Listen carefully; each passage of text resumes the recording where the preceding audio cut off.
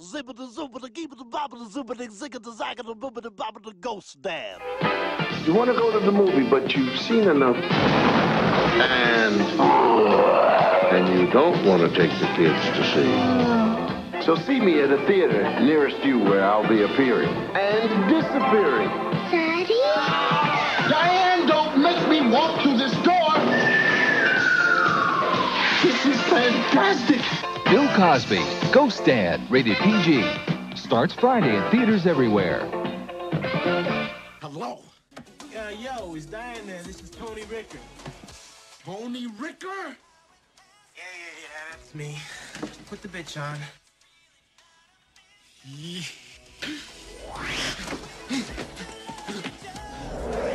Put the bitch on the phone? Put the bitch on the phone? The bitch! Make it to the phone. I'm here, though. And if you so much as talk to, think about Diane. So help me, I'll do things you the devil worse. I'm from the phone company.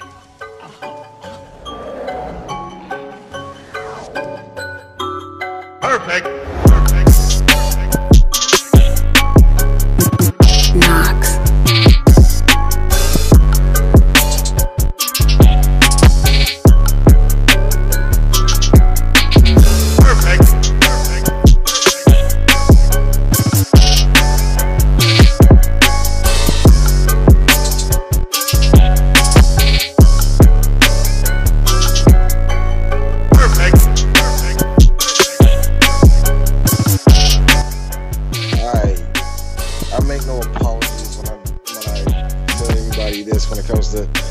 Scheduling of Three Black Geeks.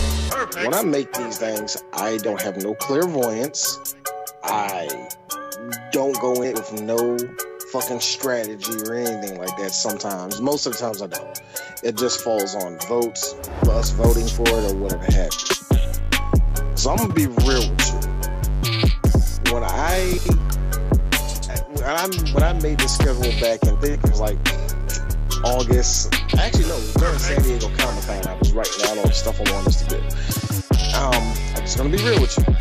I was not expecting for at this time when we record, at the day that we're recording this right now, I did not expect for us to hear just days earlier Bill Cosby being in jail, getting hit upside the head with a fucking hot dog bun. I did not plan for that. Nor did I plan for this nigga to be fully in jail and everybody, just about everybody, heel flipped on. If you have not heel flipped on Bill Cosby, you're one of three people. A, you're fucking delirious. Two, you're an old black person. It's okay. It's fine. Or three, you're a fucking hotep that doesn't understand that just because you're black doesn't mean you can't go to jail. All right, let me make this very clear. I get it.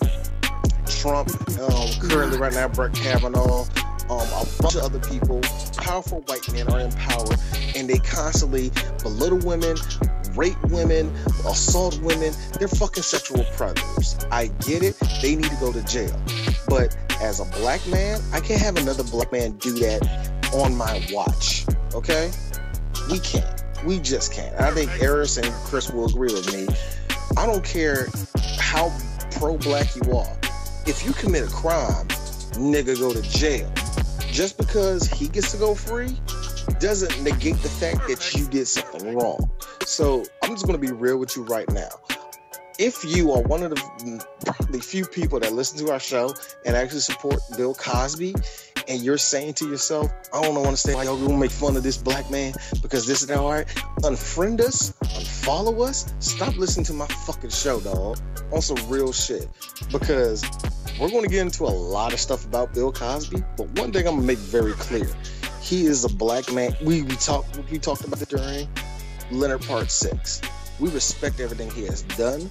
We respect the image he put out for black people during the time we had nothing. I respect a lot of him. But what I will not accept is to let his crimes go and to let go what he said about us, about my generation of black people in the early 2000s, when he said we were lazy, we were drug addicts, we didn't want to do better ourselves, XYZ. Basically all the stereotypical old black people shit you hear about kids my age, 35 to 20 years old. That normal shit. Y'all always got y'all pants hanging out. What is this trap music? I don't understand this. I don't understand that. All y'all lazy, this, that, and all that. Those motherfuckers, y'all old black people, fucking die off. Because y'all just as worse as white folk. Now that I got off my chest, let's talk about a shitty ass movie. So here's the thing. If you would have told me that a one Sidney Poitier would have directed a movie this bad, I would have looked at you like, you get the fuck out of my face. Here's my return volley for that, Chris. What movie has Sidney Poitier directed that made you think that it was going to be good? Look, let's go ahead. Look, let me point this out for you, CJ. First of all, earlier in the development of this movie, John Badham and Steve Martin were supposed to be the ones running it. John Badham was supposed to be directing it. This was a Steve Martin movie. We will never talk about it ever again. If this was a Steve Martin movie, we would have forgot about it. Now, see, check this out. John Badham was supposed to direct this movie, and Steve Martin was going to play the main character. However, both of them dropped the project for reasons unknown. So Universal hired Sidney Poitier and Bill Cosby. See, and it wasn't like they said they wanted to do this movie. Universal hired them both to do it. Now, keep in mind, these two haven't done anything together since A Piece of the Action. Because of Lincoln Park 6, Bill Cosby didn't want to do no movies for a long time. I mean, that's his fault. Made a shitty-ass movie. What the fuck do you think was... Wait. No. See, because after Lincoln Park 6, if I'm not, in case I got my time wrong, after Lincoln Park 6, he had a very, very successful series called The Cosby Show. Oh, yeah, I know that. And he just ran with that for years and years. And he said yes. And I think the only reason why he said yes to do this is because Sidney was directing it. You know what? Because you got to think about it. This is different from somebody like, let's say, Alec Baldwin, who has a legit movie career, and he goes into television and then goes back into movies. This is different. He can do that. He can do that not because of his name, but because he's had success. Let's go with somebody like Bill Cosby, who hasn't had the best success at movies at the time. He was just more known for his comedy. Yeah. You know what I mean? So and even his successful movies like Uptown Saturday Night, Let's Do It Again, and A Piece of the Action, those are, let's just be real, those are niche black movies. Yeah, they really are. Yeah. They really are. So you also have to look at the fact that he created Fat Albert at the time, Brown Hornet to the extent, all the rest of that shit. He had other successful stuff. He was educating people at the time. And once again, you gotta say those were niche movies. Every major release he has had up to that point sucked ass. Yeah, either sucked ass or barely made budget. You know what I mean? And, so yeah, of course he's going to be sketch. And not to mention that he also had a very successful his stand-up career. Yeah, of course. He's Bill Cosby. You know what I'm saying? Who gives a shit that he was talking to that white lady after the show and she left her apartment sleepy? We don't give a fuck about that. The point is, Bill Cosby. I see. Yeah. I can already see D is already going in, ladies and gentlemen. No, I'm not. No. It's not like we're mad at going in. It's like I expected that. Oh no, I'm not bad. I'm just saying, get ready, y'all, because it's coming. Hell's coming. coming. Look, see, the errors. You did good. You warned them. Unlike Bill when he dropped that Quaalude. Anyway, shut up. Well, D, he's legally blind now. Didn't you know that? Bill is legally blind. Didn't you know that, D? He's legally blind. Legally blind. Shut the fuck up. You know who else is legally blind? Whoever did Walter Jones Shape Up. I'm getting 2 for 1. I fucking hate you for that shit. I am nigga. I am Roy Jones. He has went on a fucking Walter Jones. I'm going to fuck with this. Dude. Dude, Corey Jones Jr. in his prime right now. I am fucking up. I'm fucking up shit, man. I'm ready. Let's go. Now So, look, so here's no, the thing hold about- on. I really got to ask this question since since we started this thing going on Bill Cosby. I really got to ask this question, and in a way, not saying I advocate anything that he's done, all the fucked up shit that he did. No, I'm not. I just saw a meme prior to us doing this podcast, and it really had me scratch my head to ask him the same question as the meme. Hold on. If I drugged them, how the hell do they know I had sex with them? We're hitting territories here that I did not want to touch, but D has an answer for that. What D? What's the answer for that? The cum stain above their vagina. You sick motherfucker. I'm sorry. No. So Actually, sorry. no way. That is No, I'm disgusting. no. If I remember correctly, I believe the meme was, if I drugged them, how do they remember? you're hitting Okay, OJ territory that's a with little this bit shit. funny. Where like, Little bit if I funny. use this knife over here, did I really kill Nicole? I'm like, what the fuck do you Yo. think, OJ? What do you Yeah. think? And the thing is, it's a picture of like current day Bill Cosby of him looking confused, where it says, "If I drugged them, how the hell do they remember?" I love the fact that they're, like I said at the beginning of the show, from saying it now, I love the fact that people legit defend this motherfucker who's not giving a shit about the black community since 2003. That dude heel turn on the black community. Yeah, he heel turn. That was the heel turn right there. You did it. And slowly did it. It was so funny. Now, no, but his thing, as us, right? We let go of the respectability part of the Cosby Show. We let it go because it's a great show. Fine, right? Mhm. It was, I actually seen the episode not too long ago, man. It was actually one of my favorite episodes. It had to do about the weird dream where they were giving birth to sandwiches. It was that was hilarious. We let it go of the respectability politics that Bill was peddling because it's like, look, our parents and our uncles dealt with that. We get it, right? Bill Yeah. just went full tilt with it, and I'm just sitting there like, hey, Bill, like, you did you just heel turn on us? Did you just heel turn on us? I believe he did publicly. Yeah. But here's the thing about that what made that heel turn so hilarious to me was the fact that Bill did it all with these glasses on, and he just sat there, just pretty much tried to lecture a bunch of college-educated black kids. He might as well have just told those educated kids go fuck themselves. That's basically what it was. I mean, seriously,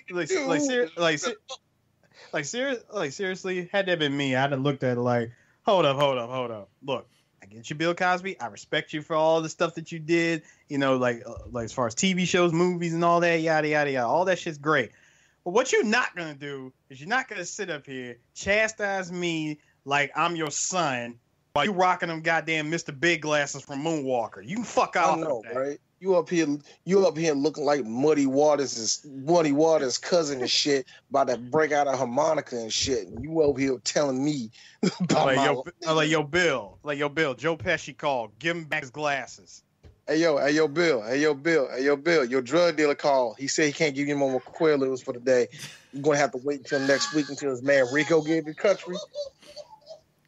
I mean, it kind of reminds me of that scene in Wolf of Wall Street where Homeboy and his boy, they couldn't find their fucking Quaaludes to take, and then they find those fucking 30-plus-year-old Quaaludes, and they were fucked up even more. God.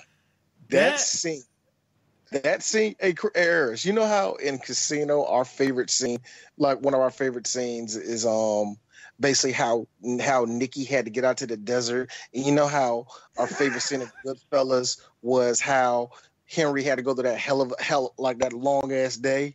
Yeah. In Wolf of Wall Street, Yeah, that's that part. Wise guy. In Wolf of Wall Street, that's that part. Them taking the old Quaaludes. Hey, my man. Hilarious. Boy. He thought he made it home. He was like, I finally made it home. He's like, hey, dude, you made it home, but you fucked up some people on the way, Jared. No, that's the thing. No, that's the funny. No, hold on. No, hold on. There was two things. One that was supposed to be only supposed to be just 3 steps to those stairs.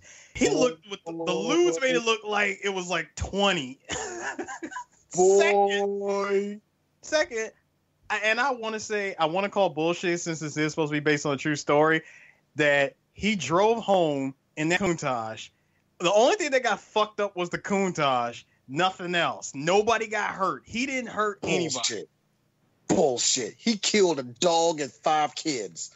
That fucking Lambo was fucked up beyond recognition. I'll tell you that much. God damn. Yo, okay. Back on to Bill Cosby and his. But here's the thing about Ghost Dad, right? So it's rare. You watch a movie where it's a single dad. Let's be real. At least to me. It's rare that you see a movie they push the single dad aspect of it, which I was shocked because Bill. Not just any single dad, a widower. A widower. Oh, no. I do a better one. A black single dad. Yeah, black widower. Black widower single dad. This is definitely. You know what? You know this movie does fall. Hold on, the movie falls under a number of genres. Was it comedy? It's supposed to be comedy, family, and fantasy. This is fantasy, all right. Shouldn't you add thriller to it? Because Bill Cosby and all, Oh, shut up, CJ. Go. The Corner. Psychological thriller, guys. Nigga the door. Nigga the door. Go. No. Hey, people listening to us. Have you ever shaken a bottle of pills and you just hear that? This episode sounds like.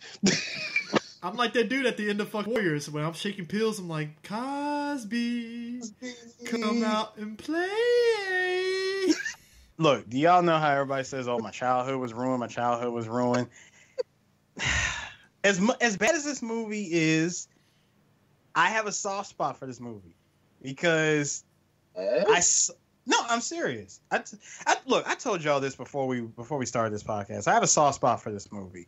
Oh, I will dog and call it a bad movie, but I used to watch this movie a lot as a kid because, again, growing up, I watched The Cosby Show, and this movie was out at the time. Stop though. I love you, Sydney, but why does your movie look like it was an NBC made for TV movie? I'll take it a step further. First of all, not only was it that. It just hit me. Thank you, CJ. I'm glad you brought up NBC. I got something for that later. Second of all, this movie was made. Oh my God! You sound like Bullhorn right now. Like, I got something for that ass. Second of all, this movie was made in the summer of '89. Summer of '89. Now, a couple of things I want to point out. I do believe that a lot of the effects, especially the sound effects that were used, as watching this and I'm listening to a lot of it, I said, there's 2 movies that came out around the same time. Even though this came out in 1990, this was filmed around the same time as another movie that came out. There's a lot of Ghostbusters shit that there's a lot of Ghostbusters vibes I'm getting off of this movie. Music. It's more the music. Not even the music. It's not some. It's not so much the music. It's the music. It's the sound effects. It's the effects, the special effects that they use. A lot of this shit was like it was pulled out of Ghostbusters 2. I'm laughing at the fact that Days of Thunder whooped Ghost Dad's ass opening weekend. Oh, okay. Guess what? That is the most depressing thing ever. Hold up. You bring up Days of Thunder. Hey, CJ, guess what came out 2 weeks after this movie? What? Ghost. The early 90s and late 80s had a weird thing with the paranormal that they were really trying to establish in movies. How is it that RoboCop 2, the lesser RoboCop, beat out Ghost Dad? That's hilarious to me. Yes, it's the lesser RoboCop, but it was still an still love it. Don't get it twisted. I still fucking love that. I was saying I love the hell out of that movie. Behave yourselves. Cut back to the black dude cutting the side deal with the bad guys. That thing is a killer. Speaking of killer, how about them pills? The fact that Bill is a workaholic widower. Because of course he is. Now hold on. Check this out. The movie starts off with him reading a ghost story to his daughter, whom, by the way, was not the original choice. She was not the original choice of actress to play his daughter Amanda. Guess who was supposed to be Amanda? Raven-Symoné. Yep, Raven-Symoné auditioned for it, and And they dropped her because they said she's too young, and let's just be real, not cute enough. Which is You bullshit. know what? She's not cute enough, and she acts a little bit too good. Yeah, folks. Raven-Symoné, I don't think we've touched on her, but Raven-Symoné, she was a kid that did a lot of stuff. She was rapping. No bullshit. She actually did rap, which was interesting. Fun little fact about Raven-Symoné that I love about her: she was actually the executive producer for one of Jeezy's albums. Get the fuck out of here! Get the fuck out of here! Yep. Dude, no way. Look it up. Look it up. Look it I up. don't even want to look it Look up it up. right now. Be because we're prepared to be talking like, about this what movie. the fuck? So anyway, But he's reading her a ghost story, but you think that he's somewhere in the room, like, oh, he's a ghost dad, so the movie's going to establish it that he's actually a ghost because we still don't see him. No, he's that's not how this works, guys. no, it's not just that. He has a pre-recorded tape. Yeah. I will She say this. listens- That is very. I will say this. Thought the movie was clever. In a half second. Okay, I will say this. All right, on that aspect of him being this workaholic dad that's never around and stuff. Most movies would just be like, well, he's never around, and the sister has to pick up the slack, which he does. But I thought it was clever on the fact that he has a tape recording of a story because he tells his youngest daughter stories every night. So I thought that was a little clever. I was like, all right. No. It wasn't every night. If you pay real close attention, that thing was set for Sunday, Monday, Tuesday, and Wednesday. Saturday or Sunday, Monday, Tuesday. Oh, Sorry. don't. Sorry, man. I love that song, man. I do too. But no, he had it set for like no, 3 specific days. Put some respect. No, he has it set for like 3 specific days. And what happens next is, okay, that's enough for tonight. Now what I need for you to do is to make me louder and hold me up to the door. The fact that this shit is so routine. Yeah, It's so routine. the daughter's That fed even up his- as fuck. It's kind of sad when you look at it because his eldest daughter, she's taking care of the house. His son, who's practicing his magician skills, he doesn't Yo, put real Bob in talk. the spot. Before we continue, hold on. Before we continue, I just got to stop at his son. He's the most pussiest black kid I've ever seen in a movie. D. Don't really pussy. I He had to likes do that. because he I likes had to magic. go. D. Really? Are you doing this? Yeah. Because he likes magic. I'm putting it out there. Because he likes magic. I'm sorry. That is the most pussiest kid ever. I wanted to punch him in the face the second I realized, oh, he's trying to learn magic. Oh, dude, get a job. Oh, we'll get to his boy. We'll get to his friend in a minute. But okay. Oh, no, yeah, we get to Republican. Don't bury it, D. Don't bury it. Don't Now, worry, first- now, Eric, now- Chris. wait. 95% of the people listening to us and seeing this movie. Now look, check this out. Something I gotta point out. And this is actually for you, CJ. You know that his son actually dude that plays his son, he's in Saved by the Bell, the new class. Yeah. I'm well aware. There's your connection, guys. No. That's 2 podcasts in a row where we talk about Saved by the Bell New Glass. Yeah, didn't spend no time on it. Can I admit something about that movie show? I haven't watched one episode. Done. You don't miss anything. It's hey, let's try to do not Zach Morris. Let's try to do a not Lisa Turtle. Let's not do a not Jesse. It's redundant as shit. Only thing I remember, and Chris, you probably have a better knowledge of it. Mm-hmm. Only thing I remember was like the counselor, maybe a professor. He had had long hair, an earring. He was like a cool. Yeah, he was the cool adult professor. character. He was the cool adult teacher and stuff. Like he was kind of like Zach, but really Zach Morris. If that makes sense. No, but yeah, Yeah, so it's like, and Screech and Mr. Belding, of course, came back. So of course they did because we both know both of them will get any day. You know what I'm saying? No offense. I just look, dog. You look like you would say yes to First this. of all, fuck Screech, all right? Fuck that dude. So I don't care about him. All right? Whoa. What did I miss? That dude's a dick. He is a Yeah, he is. A Ooh, dick. what's his name? Dustin Diamond? Dude, it's Dustin Diamond. He's a fucking He is dick. I didn't see it happen until they did that shit on VH1 with the weight loss thing. And it's like, Oh, all I right. didn't see that. Yeah, like I watched it and it's like, oh yeah, Dustin Diamond's being goofy Dustin Diamond and stuff. Then all of a sudden he turned on everybody. I'm like, where the fuck did this come from? Like, wow, Jesus. It's Oh, so no, funny. you- No, it's you know so what that funny. was? Like, hey, CJ, is really funny when we look at the characters and not characters. We look at actors and actresses of people that hell we either grew up watching or that we remember from a long ass time ago, and then we see them for who they really are later. That's one thing I can say about time. That's one thing that I can say that will make me say time sucks. Time reveals so much shit. You know, the only thing I will say is this: with all the bad celebrities and all that, basically, like you said, heel flipped or showed their real, show their true colors and all the rest of that, or you see how money corrupted them, whatever. The one thing I am amazed is this: Walter Jones still ain't got a nigga that can line him up correctly. That's just like amazing to me. Hey, Walter Jones, Walter Jones trying to fade you, D. I ain't gonna be there to save you. Just FYI on that one. What He you say? runs that. So He runs that Run fade. that fade, D. I'm like, well, saw that coming.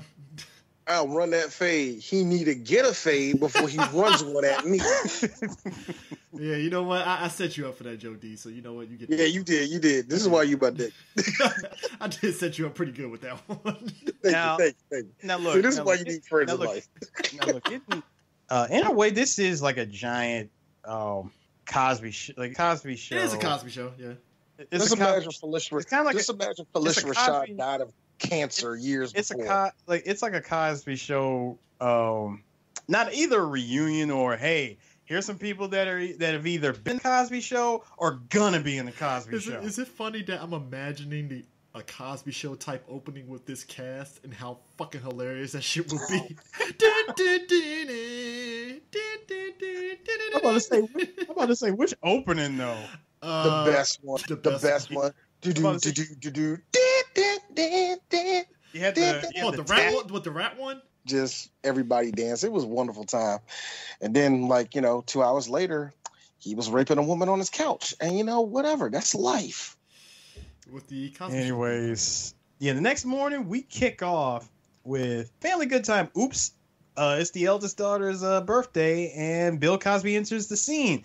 He completely forgot, of course. I like how he stopped himself midway before going down the stairs. Like, oh shit, I almost forgot her birthday. Now I remember it. So let me put some spray. Let me put some. My man sprays shaving cream on a top hat. I gotta know where the plan was with this. I really want to know. I'm like, What was the plan? What was the plan here? There was no plan. Why did you even ask? You know there was no plan. The plan, like I really want to know what the plan was. Like the fact that his daughter just like, okay, you remember my birthday. I like how he MacGyvered that whole thing of like, all right, she's gonna be sad any moment now. So what do I do? Oh, car keys. Oh, hey, wait, hey, before, oh yeah. hold on, before that. Sorry about that. Sorry. Yeah, before that, he does the birthday song and all that. All this, this is a sweet moment. Takes the step. Whoa, roller skates on the stairs. Hey, youngest daughter, how many times have I told you not to leave your roller skates on the stairs, please? But Daddy, you tell me to put it on the stairs so it could be used for some shitty foreshadowing. Good point. Good Thank point. you. Valid point. Foreshadowing. Foreshadowing. That's why you get paid the big bucks, daughter.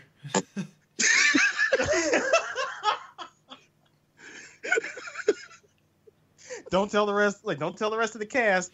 But I made sure you got top billing above, besides me. What was that? What are you talking about? Nothing. So he gives her the car keys to the station wagon, which is named Grumpy. Now, can I point out something here? Most people might look at that as like, really? She was excited over a car? You gotta understand. Maybe because you're not a teenager, or maybe you. Oh yeah, dude. Okay, I know where you're going with this, CJ. And I said the same thing when I saw Nostalgic video about it, because he talked about it. He made he tried to make a joke about it, like, oh, you're excited over like a shitty family station wagon. And I said, I don't know, if I happen to be a middle class 16-year-old who was given the keys to a car, I'd be happy no matter what it was. Thank you. I'm just saying, real talk, man. To me, if you don't think that's like a reason to get excited, you're not you got to think about you being a teenager. The fact that you can get into a vehicle and move it somewhere excited you no matter what. I mean, The look. fact that That's you what kills go me. anywhere. The fact that you See, can I go. was going to rag on it too, but I was like, shit. Look, all three of us lived in the PG County, Southern Maryland area. Considering that me and Eris particular, we went to Waldorf a lot, having a car, period, or knowing anybody with a car you can go to Waldorf for, that was like fucking, you're a saint. You're Jesus. I just like the fact that you just thought that D, you know, got a point.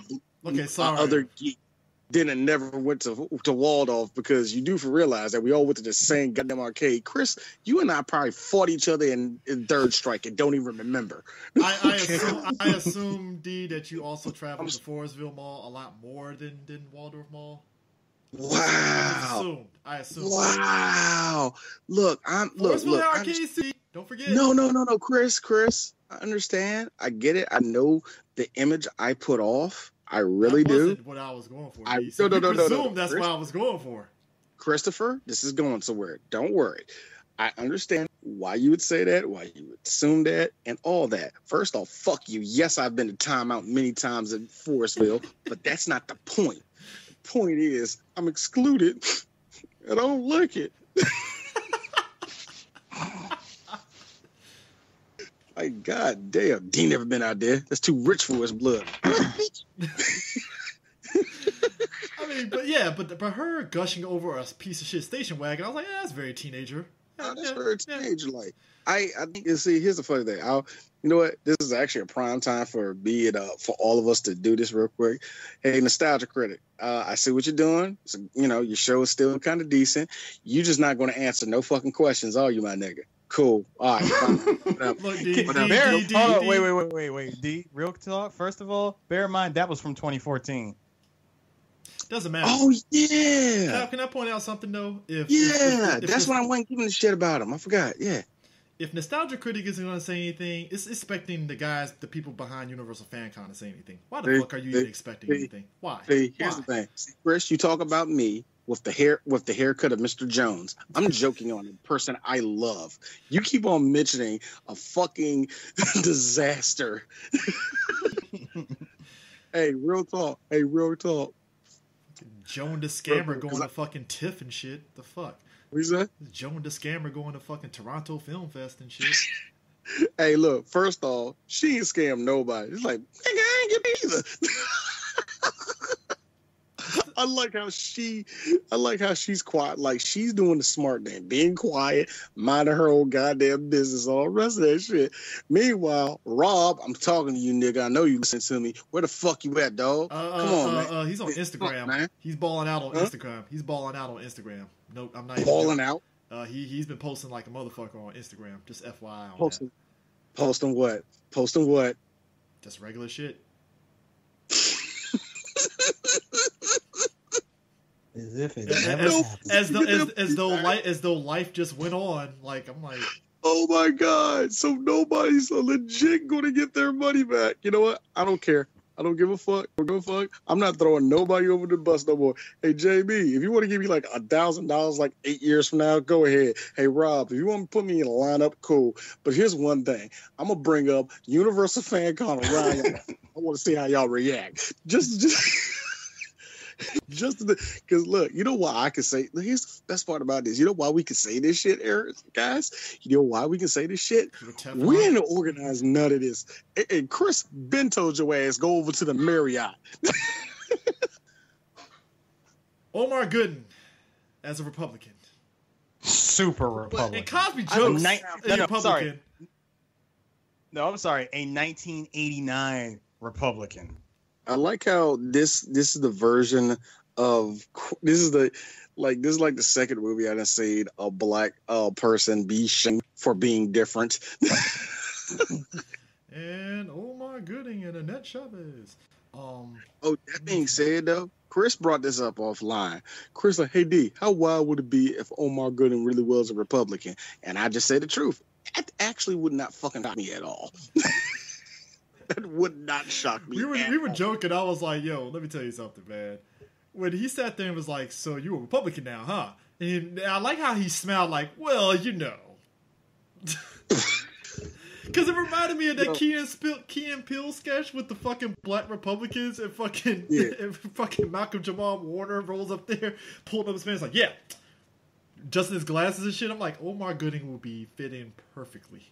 Yes, he perfectly. would. The one that we was talking. Me and Chris was talking offline.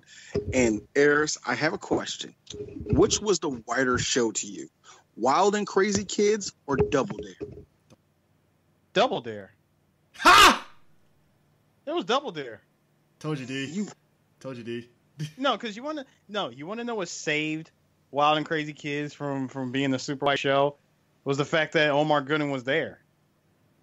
And Annette Chavez for the Hispanic. And Annette Chavez before she was replaced with Jessica Gaines, and then it creeped its way back into being a semi-white again. Yeah. Well, I don't know, guys. Donnie Jeffcoat. Look. Here's the funny thing. You say that, but I think to myself, like, well, we had token brown people before, so that doesn't make it black.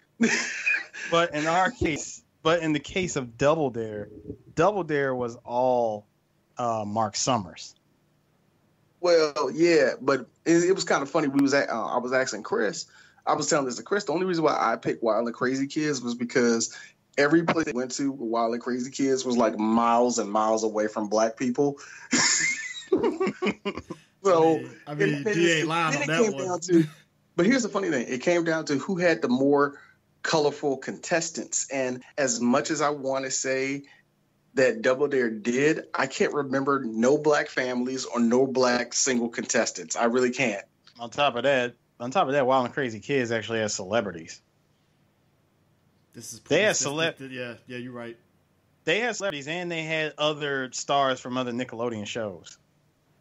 Well, see, I don't count them. That's you expect that shit. That's come on. Really? You don't want to throw them a bone, CJ? No, because you expect that's a given. Wait. It's Nickelodeon. Hold on. It's like, come on. Hold on. You don't want to throw Phil Moore a bone for having Salute Your Shorts on Nick Arcade. No, it's like me all of a sudden if they brought back Nick Arcade and he was like, we got the voice of SpongeBob. That doesn't fucking count. I'm sorry, it really doesn't. It's like, come on, like, you're Nickelodeon. You're godfathered into it. It's like you're expected. It's like, come on. It's like if we That's like that one time when they couldn't actually get any actual guests, so they just had to pull people from work. It's like if MTV gave us a fucking show, and then all of a sudden they came to us and be like, guys, I want you to hold on to yourselves. You're going to be on Wild 'N Out. Well, of course we're going to be on fucking Wild 'N Out because it's on MTV. It's expected of us to be on there. It's like a contractual obligation here at this stage. Exactly. All right, I'll give you that then. But anyways, but yeah. But Omar Gooding, his trajectory as a career is very respectable. It ain't Cuba Gooding, but it's respectable. I will have to say that respectable enough. Yeah, I agree. He's quite lucky that people forgot that he was even in this movie. Damn shame that what happened to Barbershop TV series. Just FYI on that. Yeah, that was also yeah. I hate that was actually something that was kind of, I want to say, made for him. But if you see the way the show was structured, it was pretty good for at least for himself. Yeah, not so much the side characters, but yeah, it worked for him. Yeah, it worked for him. The problem was that the show started to spiral out of control later on. I blame Showtime. I do too. Especially considering Soul Food got like 5 seasons and shit. Because on top of that, the show ended on a cliffhanger. Yeah.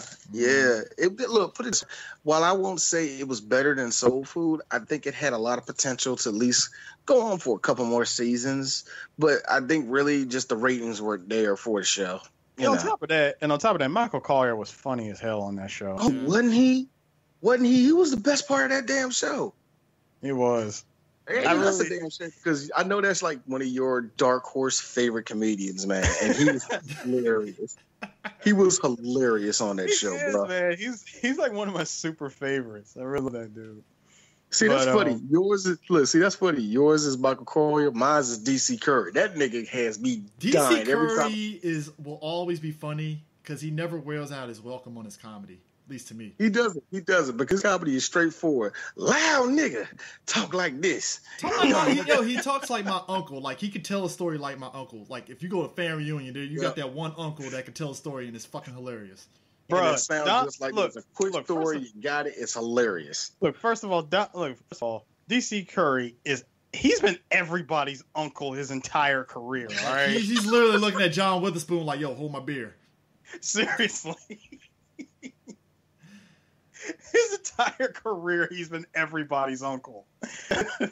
I'm mad as hell that you said John Witherspoon hold my beer. I was like this. Steve Harvey Steve Harvey got lucky because I think Steve was on his route to being everybody's uncle. I really think Steve would have been there. His career took a different path. Yeah. So, Yeah, but anyway, so if we're going into Cosby's character being this workaholic and stuff, we see the fact that he's also has his next door neighbor who apparently, I guess, has always been crushing on him for a while, and he doesn't. Yeah. The fact that they never really truly established what like their quote unquote relationship. Not Felissa Rashad. And he didn't need a Quaalude to get her to actually like him. Isn't that trip? You know the funny thing Amazing. about the funny thing about her, which I did find interesting. She is a retired actress, by the way. Yeah, she actually popped up. I actually saw her. I think it was last year. When we were doing protests. I forgot which it might have been. Was it around Tamir Rice? I don't know, but she was on a radio show, and I was like, "That's where you've been," because she's actually doing a lot of like political activist stuff. Now, who is this that we talking about again?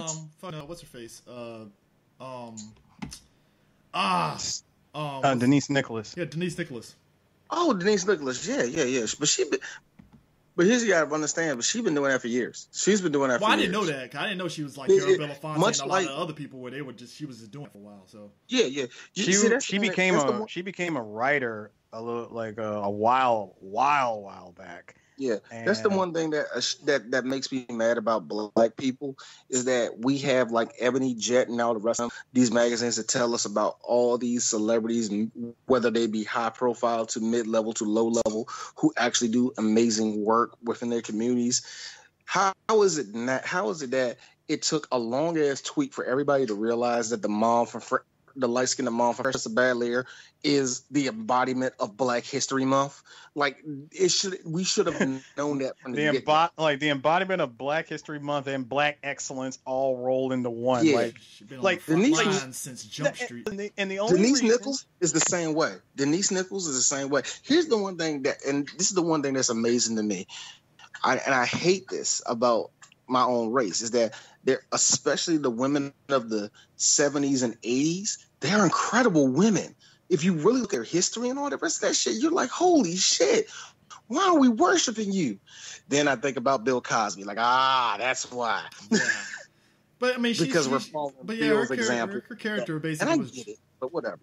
Her character was jonesing for this dude, like. Yo, period. Speaking of which, I like that because a part of me seeing how she was in 2 of his movies prior to this. Which one was that? That was Uptown Saturday Night and the other one. The other one. Let's do it again.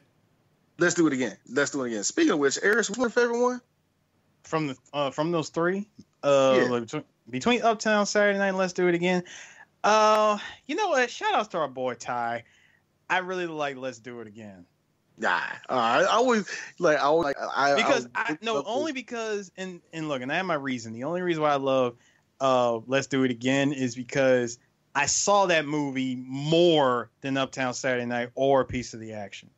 I like the fact that that's your niche, though. That's the one, like, outside of you loving Godzilla movies and, like, certain other stuff, I like the fact that there's part of Eris is like, oh, that trilogy of Portier and Cosby, my nigga. Yeah. Dynamic duo. Irritating as hell to me. I'm sorry.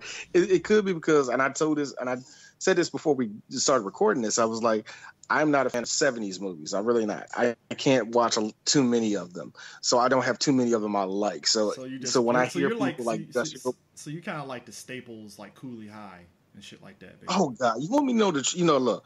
Look. This is D, not CJ or Eris. I fucking hate Cooley High. In what way? If we're gonna talk about it, I'm curious. I'm just being honest with you. I get why people like it. It is one of the most overrated black movies ever talked about. It is not fucking great. I get it. It's the black people's. This isn't shitting on it, by the way, folks. It's look, just Chris. I get it. It's the Black People's Breakfast Club. Suck a dick. It ain't that damn good. Y'all can attack D. Nobody else. I'm fine with that. I don't like that movie. I really don't like Coolie High. Now, that being said, I do like some blaxploitation movies and shit like that, but I just don't like Coolie High. So it's kind of like Cornbread Earl and Me and shit like that. Like, Earl and Me, see, I like that more than that. I like that more than Coolie High. no, I like it more than Coolie High too. And in the grand scheme of everything, But I here's like that more. the thing. Here's the thing. You're not going to see me sit and gush about that shit. Yeah. I just don't like movies from the 70s. I really don't. I don't have too many of them I really like. And I just think filmmaking took this weird turn in the 70s where I just really I'm fucking bored with it. Nobody's acting. You're just showing more car scenes and more walking scenes.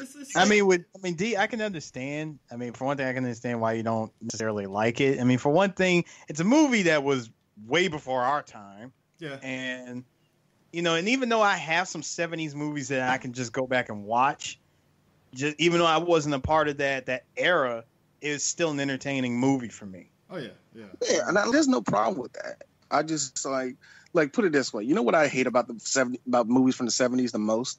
I hate it because in every movie from the 70s, there's at least 5 to 10 minutes of just the Foley guy having fun. Yeah. And there's no dialogue. You just hear people running, hear a car driving. I hate chase scenes and all the rest. I hate the 70s. Can I point out something here? So, dude's daughter's driving him to work. Did you peep the Janet Jackson soundtrack that was playing? Oh, absolutely. Look at the fact that they played that song three damn times. They played the song 3 fucking times. They play Miss You Much 3 and come on. Why wouldn't they play it, bro? This is 89. I know, but it was just I'm not questioning.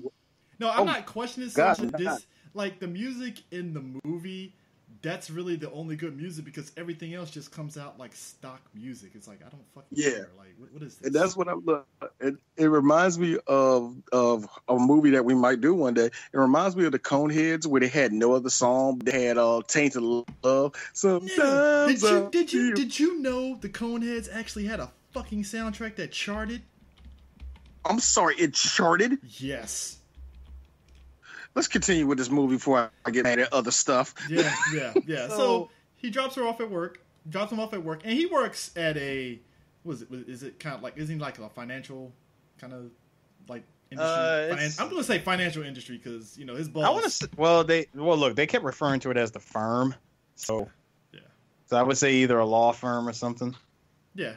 Either which way, his boss, played by Barry Corbin, is playing Barry Corbin being angry. As he always is. Playing Barry Corbin. Yeah. So he's just Barry Corbin playing Barry Corbin. Okay, cool. Yeah. Something.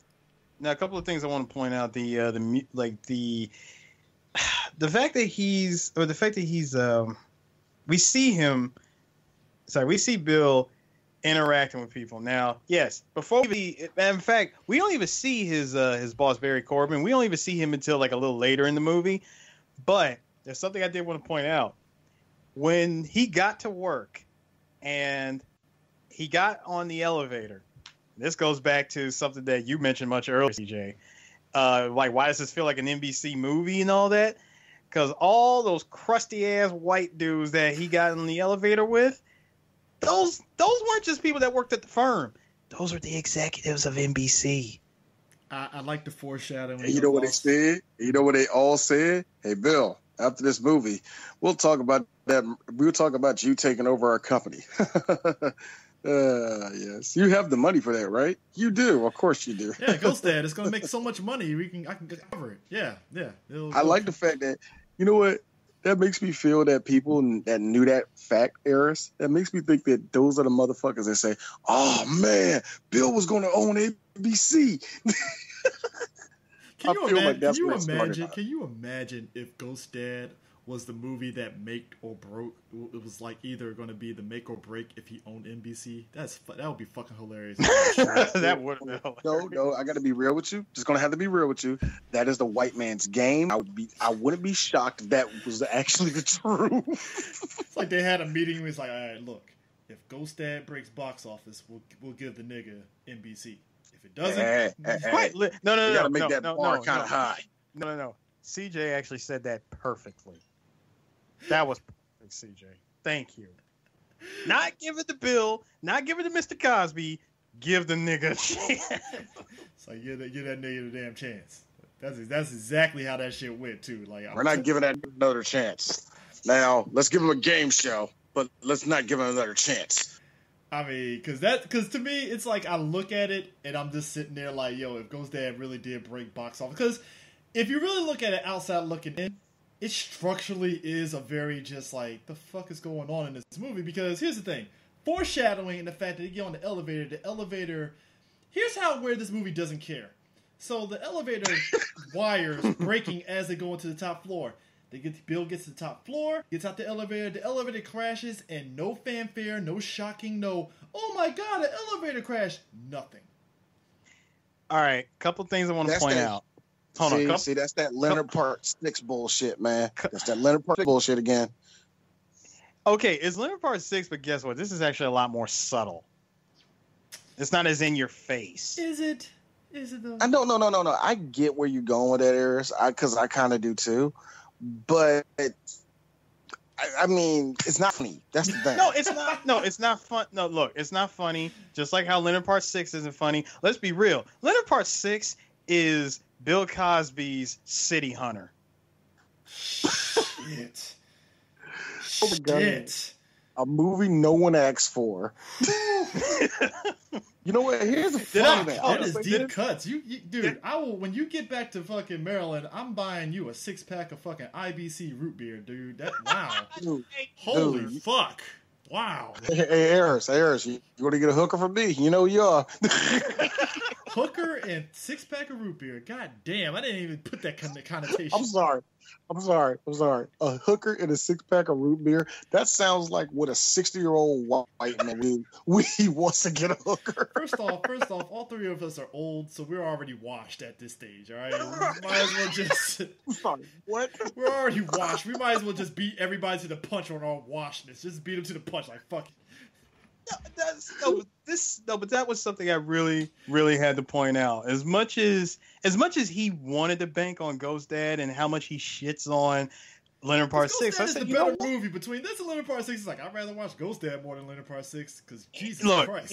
Look, CJ, any sane person will watch Ghost Dad over Leonard Part 6. It's just that with Leonard Part 6, it goes right back to what I said. That movie was his City Hunter. I mean, that makes so much sense. It's not even funny, dude. That's really serious. Now, but here's the one thing I will give Bill Cosby is this: in this movie, he wasn't holding up a Coca-Cola in front of the damn camera. So I will give him that. That shit would have paid for the fucking movie. I tell you that goddamn much. Chris, get out of my face! Stop trying to add to the issues of this movie. But the other thing I really want to point out. Sponsored by Coca-Cola. Ghost Dad sponsored by Jello. But the other thing I really want to point out is Ghost Dad sponsored. No, Ghost Dad sponsored by Pfizer. Oh God! Stop, dude. God. Look, y'all. Check this out. Now, we were supposed to believe that whole elevator shaft thing was supposed to be his quote unquote near brush with death. No, there was actually about 12 minutes worth of footage that was completely cut out of the movie.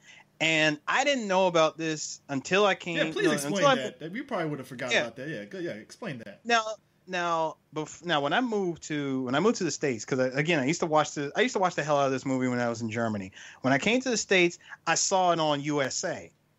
Now, I noticed that on USA, I was like, wow, this movie is long. I said, why is it like a whole 2 hours long? It's really not that long of a movie. Side note, USA had a habit of actually showing deleted scenes because Friday was another movie that they showed Friday that had was all the fucking scenes in the movie. Actually, CJ, every movie that they had, their TV versions always included the deleted scenes. Hell, it would be deleted scenes that aren't even on the deleted scenes of the actual DVD. Except Inception.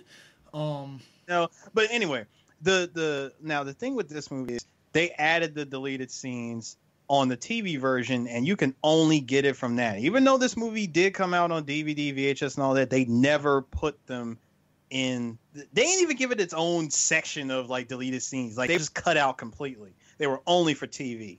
So if you knew someone who has a VHS tape lying around of Ghost Dad on it, that's the only way you'll ever see it. This movie, Now, the very first brush with death that that Bill Cosby gets is when we actually see his office for the first time. See the first time that you actually see his office is when he comes back as a ghost. But no, we actually see it when he's alive. The scene that was cut was he walked up to the window. Like, you know the part where his secretary said, "Oh, they're just putting in the new window right now." You actually see him go into the office. Thick ass Coca-Cola fucking glasses. Oh Jesus! And I got something about her too. So he goes to the office. He's admiring all the great sunlight that he's getting. Which again, this cuts back to a scene earlier, and why when you watch it now, the movie just feels so like disjointed. You know, it just feels like shit was missing that wasn't put in. Anyway, what we noticed is there was a bucket and a freaking rope. Now he was near the bucket and the rope. Bucket falls over, the rope starts to unravel itself, and in a split second, it's about to take Bill. Bill could have died right then and there, but it didn't happen. Instead, he walked away just as the rope finally ran off, and he walked out and he says, "Yeah, I'm going to be taking the taxi. I'm going to be taking the taxi over to the other office," and that's when we see him cut out from leaving the elevator and going to the taxi cab. That was one scene. So now let's continue with the rest of this movie, and I'll fill in the other deleted scenes. Yeah, he takes a taxi, and basically he has quite possibly, it looks like his taxi driver had just took crack cocaine or something. He was on something, because this dude is literally quoting out fucking Bible verses and whole bunch of shit. And I'm just no. Not Bible verses. Not Bible verses. It's not Bible verses. It's just crazy. It's what I like to call crazy white man gibberish. Yeah. Do you know the Lord Satan? And I like my man was like, of all the things, right? You want to talk about the number of times that death was taking its pot shot at Bill. First it failed with the window. No, sorry. First it failed with the elevator shaft twice. Then it failed with the window. He figured, all right, fuck it. I'm gonna throw in the most unbelievable shit I can at this guy. I want to get this guy off completely. So we're gonna throw in a taxi cab. The cabbie is going to be a Satan worshiper, because why not? Yeah, because why the fuck not? You know what? Not even the Satan worshiper. He looks like when he turned back and stared at him while driving their car. The only thing I saw was stairs and crystal meth. Stairs and crystal meth. Oh my god, no, not even crystal meth. Just speed. He was on speed, man. This dude, like, he was pulling the best Trevor Phillips impression I have ever seen, man. Hey, do you want to know what I said when I saw him? When, like, as soon as he turned around once and then turned back around again to start driving, I said, huh. So this is what Gabby Johnson was doing after Blazing Saddles. You know what? That'd be funny if that really was. But we all know Gabby Johnson died, and we all know that Gabby Johnson died 2 years after Sheriff Bart left. but no, so we get what is quite possibly the most unfunny and downright pushing it, quote unquote, car chase ever. Time out before you continue. I will admit, there was one part during that old taxi thing where he literally embellished the guy and said he is Satan and he wants him to pull the car over. I will admit, I chuckled a little bit on that. Yeah, that was legit funny. That was legit funny because it was Bill panicking, and we seen Bill do the yes, that's what I want to do. Satan. That's always funny. That's always funny from Bill. So while he says that to him, right? Check this out. I'll ask you guys this. Do you guys know, without checking Wikipedia, do you know where this movie's supposed to take place? No.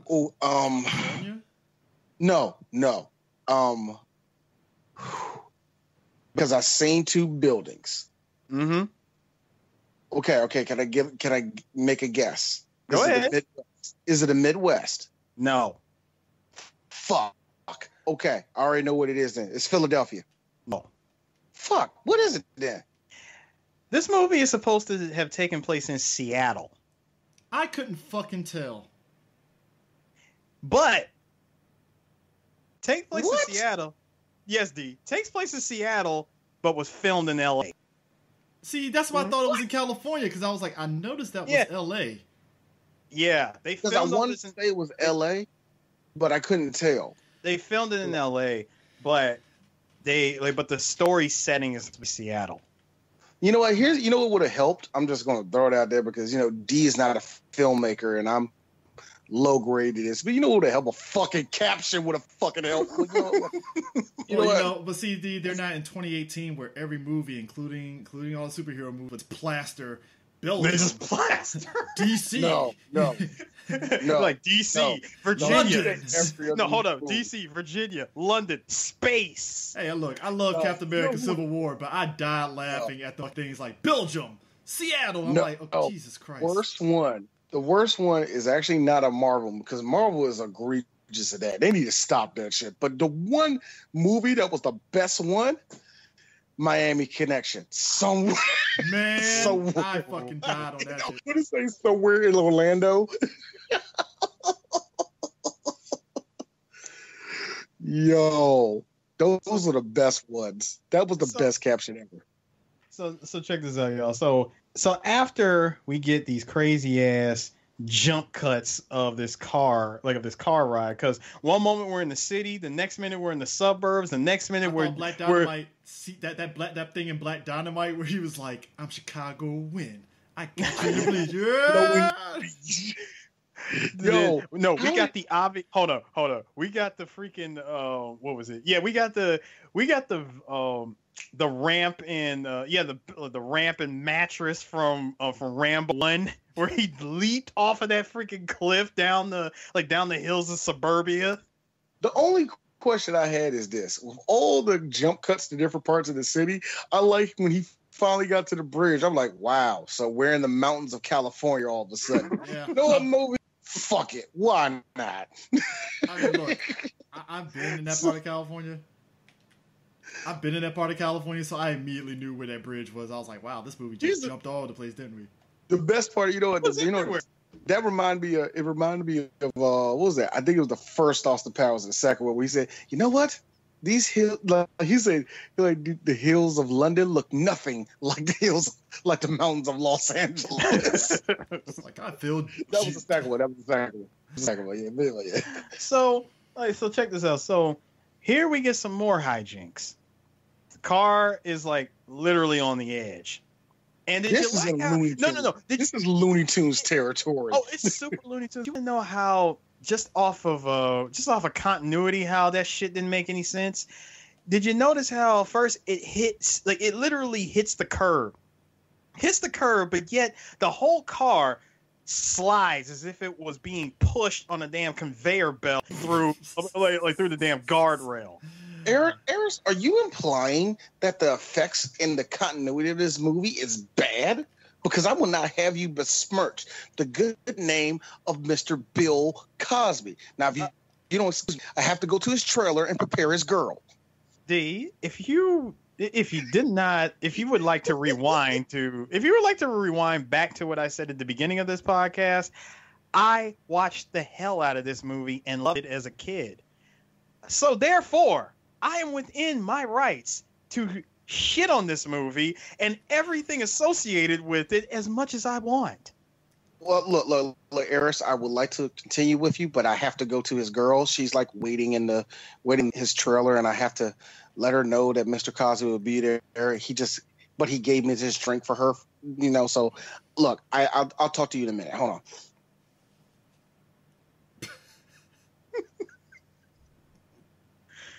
I could not possibly shake Walter my Jones head has a anymore. bad shape. joke end. Look, I'm gonna keep on going as long as this podcast keeps going. Now look, so here I like how we get two different shades of water from the like two different color That shades thing went from from the green water. to blue.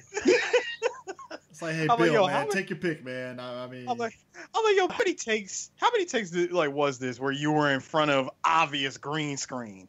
Well, the first time I did it was back in 1975. Her name was Shirley. Wait a minute, what are we talking about again? Oh, Jesus. Moving on.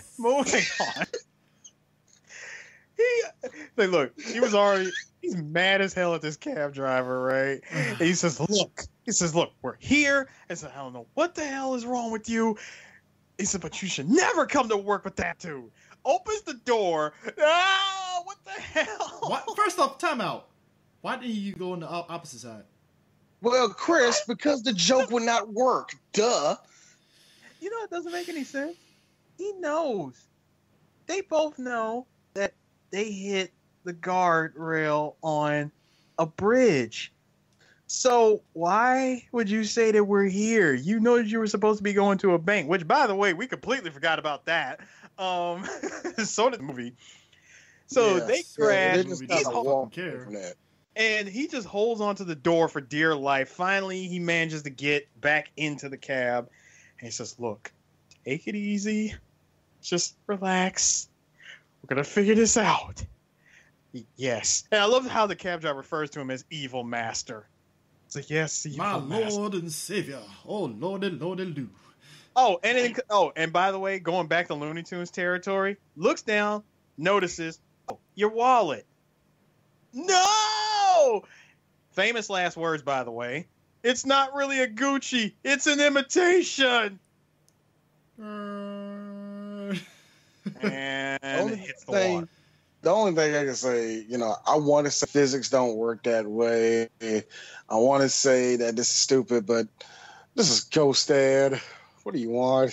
Yeah, So, just kind of sitting all there right. like, So now we see the cop checking out the scene of the crime. We see Bill manage to climb his way back up to the bridge. I And- like how the cop is so, you know what? Looks like somebody died today. Yeah. It's good being a white cop. You know what I'm saying? Despite the fact that he's just Wow. pissing, he's just pissing near the crime scene because he can do that. Yeah. And I did. like how but to give the movie his credit, I remember seeing this as a kid, and I saw the cop peeing on Bill. I was like, no. Now I see it, it's like, go higher, Aim higher. aim higher. You know what? And as the cop Missed the was spot. doing, as the cop is pissing. No, check this out. As the cop is pissing away, he's probably thinking to himself, it feels good to be a white cop in 1989. You know what I like the most? Beating black people and not getting reprimanded for it. That's the best thing about it. God bless this man, Mark Furman. Best believe there, officer. You'll still be doing that about like 20 to 30 years from now. Oh, really? Man, I can't Now, wait. You know what? That actually, this kind of brings up one of the, not even the problems, because this movie got a bunch of problems, but it does start the very first problem that I think we all can ask about. So, the solidity of Bill. How did that? How does that work? Because remember when he was peeing on him, we heard the sound effect of him like peeing on his like foot or something like that. But then he realizes that he's a ghost. So if he was peeing on him, it would be making the sound effect of a. You know what? I'm thinking way too hard about this. But they need to make D, before we go any further, because we're just now establishing the fact that that he recognizes the fact that he's a ghost. Before we go any further, we have to understand something. Do you see this book? This is called the Rule Book of Making Ghost Movies. Okay. Now, I skimmed through it, but when I saw Ghost Dad, it told me to do the following thing. Take that book and literally toss it as hard as you can out the fucking window doing 70 miles an hour. No, don't do that. Bill's Quaaludes are in there. Look, wherever they end up, they end up. So you say that, and the first day they fall, you say that, and all of a sudden, the person that cashes the book is Harvey Weinstein. Wow, a book! Hey, Quaaludes! Oh man! Here I come. Oh, David Chris. No, no, Chris. no, Okay, this get any better. D with the D. First of all, I gotta say D with the assist. High five to you. That was good alley oop. Oh man, I swear, you know, I'm like, telling y'all, we the fucking Warriors, nigga. I'm just saying, we the fucking Warriors at this shit. I'm Steph Curry like a motherfucker. I'm just. I mean, that's gonna be like, look. Most people might sit there and say these jokes, guys. I'm like, no, the jokes are gonna fly because look, it's Bill Cosby, and we don't fucking care. Mm-hmm. Yeah, no, look, it ain't my fault. That look, it's I'm gonna Bill be honest with Cosby. you. I ain't putting no pills in no girl's drink. Yeah, sure, I probably got my wife high on some weed, but they weren't nearly as bad as Bill. Look, you know how we get women? We talk to them, and you buy them a drink, and we'll drink together. Because if we're gonna get fucked up, because you get fucked up, you get fucked up funny together. thing about that, and I agree with. Sure. Here's the thing, that's the one thing I can understand that, but I do understand girls who find that problematic, and they say it because dudes say that all the time. Yeah, I got this hen dog. It's gonna make her loose. It's like, okay, it's not the same thing. Yeah. But in a way, it kind of is because if you know that girl can't take no liquor, you know she can't say no or whatever little bullshit you want to say. So whatever, you know, it's problematic more than it is anything else. But, and I hate to be that person. Sometimes game is game. I'm trying to get fucked up. You trying to get fucked up. I'm trying to throw some dick. You trying to catch it? Cool. We're friends. That's different. Bill outright didn't say shit. Bill was like, "Hey, I got a question. Who's my favorite?" Like, you think I can make this shot from all the way back here? What shot? This little pill. I bet I can make it into this bottle all the way over there. No, you can't. Larry Bird. Clink.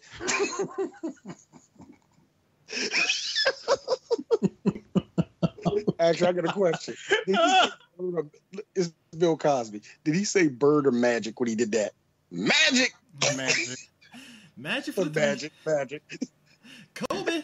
Now, all right. Now check this out. Yeah. Oh, another thing I gotta point out that Jesus. By the way, that Satanist cab driver, he would later show up in an episode of the Cosby Show. Well, of course, because Bill gives everybody a job. Come on, he gives everybody work. I will see. That's one thing you cannot take away from Bill, despite him being a piece of shit. During his heyday, he gave people work. Yes, he did. I will say this, to give him his credit, even into the 2000s, he was giving people work. And like I said, that's the whole point. We're never going to take away nothing Bill has done positively. You can't do that to me. You just can't do that to me. It's not out of respect for him. It's out of respect of what it created. You know what I mean? I think pretty much his legacy. I think a good example of that. I think the best example of that is Kenan Thompson. A part of me thinks if he didn't have Bill behind him, he would have never got on Saturday Night Live. A part of me thinks that. Yeah, you know what I mean. Just because he had an influence behind him. He had all that, but whatever. I also say that it's really his legacy that we try to hold on. We try to hold in some kind of good standing. As far as him, no, he's pretty much done. But at the same time, his legacy has been tainted. Yeah, it's hard tainted. Because it's hard. It's hard because even though we're making, I would say, good points about Bill being this positive person, it does suck when this motherfucker was raping bitches through all of it. Now it takes a lot out of it. Like good example. Like I don't care who you are. If your hero does like if you're, because I haven't heard nobody older than 40 talk about this. But how much has Richard Pryor's stock fail after they heard he had a threesome with fucking Marlon Brando? He was banging Marlon Brando and all the rest of that. How far with older black people you think his stock fell? It failed, but the only thing they're going to mention is like, well, that nigga was funny and blah blah blah, because that's how it's going to be. You're going to have because that's the only thing they hold on to at this point. Exactly. There's nothing else you can bring up, man. Like that happens to like every other, and it happens to every other black celebrity. Not necessarily black celebrities. I'm talking about black celebrities with like full on legacies, where we're talking like decades of work and stuff behind. Harry Belafonte. It always hurts the most when like when it's a celebrity of this particular type, like Bill Cosby, like Michael Jackson, like who? I'm not talking about someone who just had barely a decade run. Like none of the other musicians, not like Bobby, not R. Kelly, because fuck R. Kelly. No. See, R. Kelly, but see, R. Kelly's another one, because I'll be honest with you, I can never hear Bump and Grind ever again. Yeah, but I'm saying with him, he had like what 12, 15-year run, which was ruined by the time we were by the time we got out of high school. No, it wasn't ruined yet, because remember, "Step in the Name of Love" came out after that. And but that was only because that's only because everybody was still trying to back him. Yeah, that's what I'm saying. We as black people were still backing him no matter what the situation was. We gave him the benefit of the doubt for damn near another decade. That's what I'm saying. We didn't get to the part of fuck R. Kelly until about about 4 years ago, which is, when you really think about it, fucked up, because when we first got into the podcast game, and we had some of our friends and all, we had the little small batch of friends and people that we still talk to. A good example, Corey, who has Metal for Brains podcast. I had to plug that in there because every time I mention Corey, I have to mention this. But I remember we was talking about R. Kelly, and he said, sex dungeon with a bunch of underage girls. I'm like, nigga, you lying. 5 years later. Every person that we follow on Twitter that lives in Chicago said that shit. Yo, that's true. They were like, that's actually true. We're like, nah, y'all like, nigga, we live on the South Side. Yeah, he does. My sister was targeted by R. Kelly. It's like, oh shit. Like, wow. Yeah, you would be amazed. You would be amazed at what lengths us black people would do to make sure our hero doesn't get bust down. You know who a good example of that is? Even though nobody likes him, but it's a good example.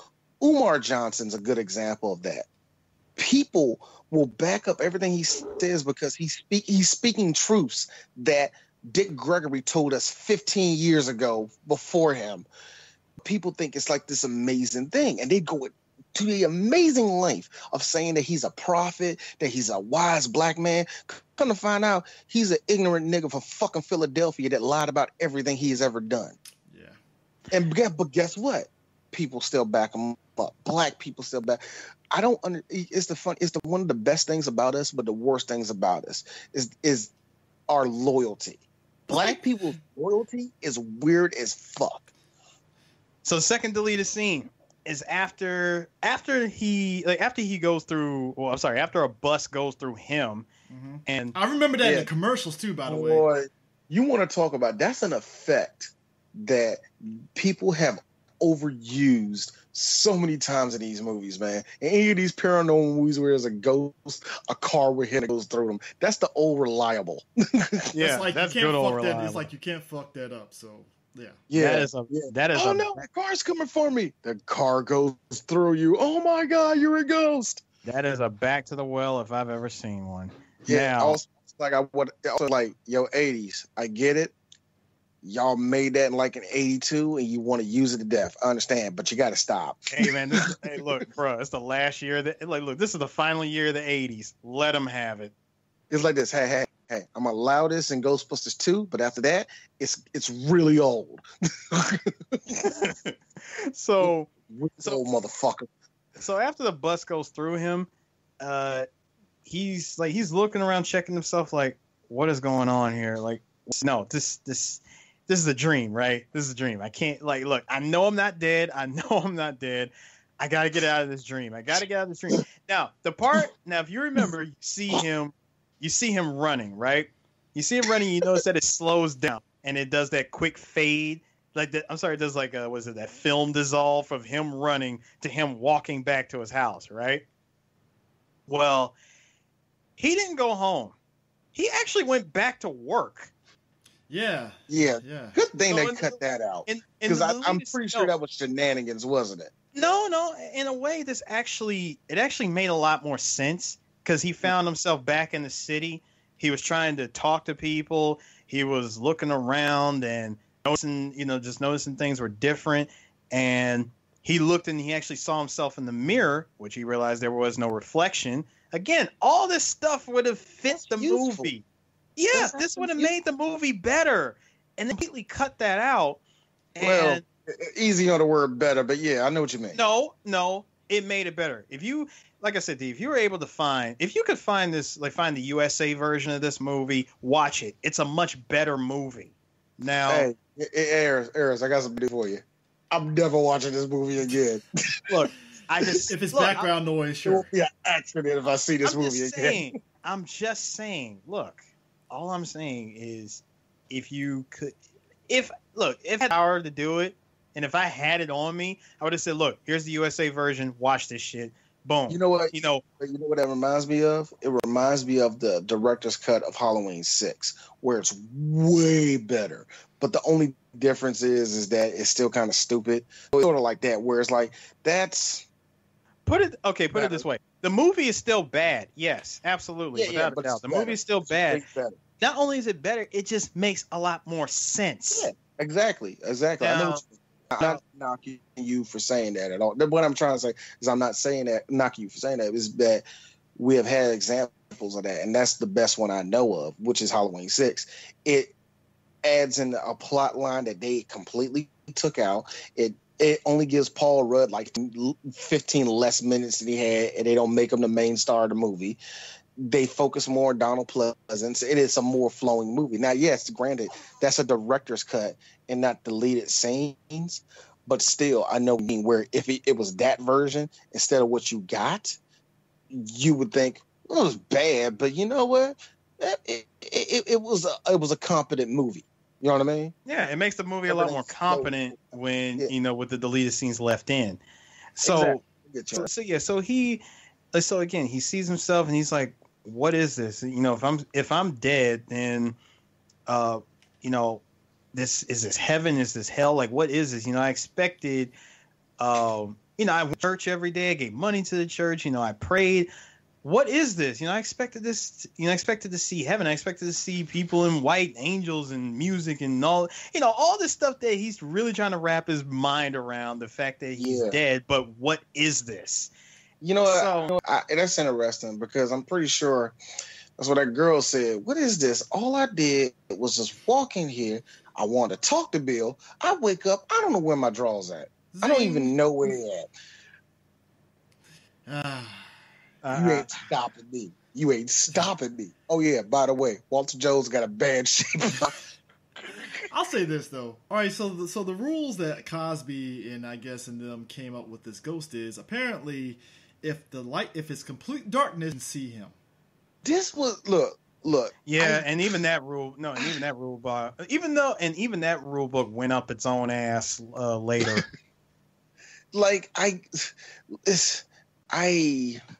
Apparently, he's a ghost in the dark, but then he could put on regular clothes and the fuck movie.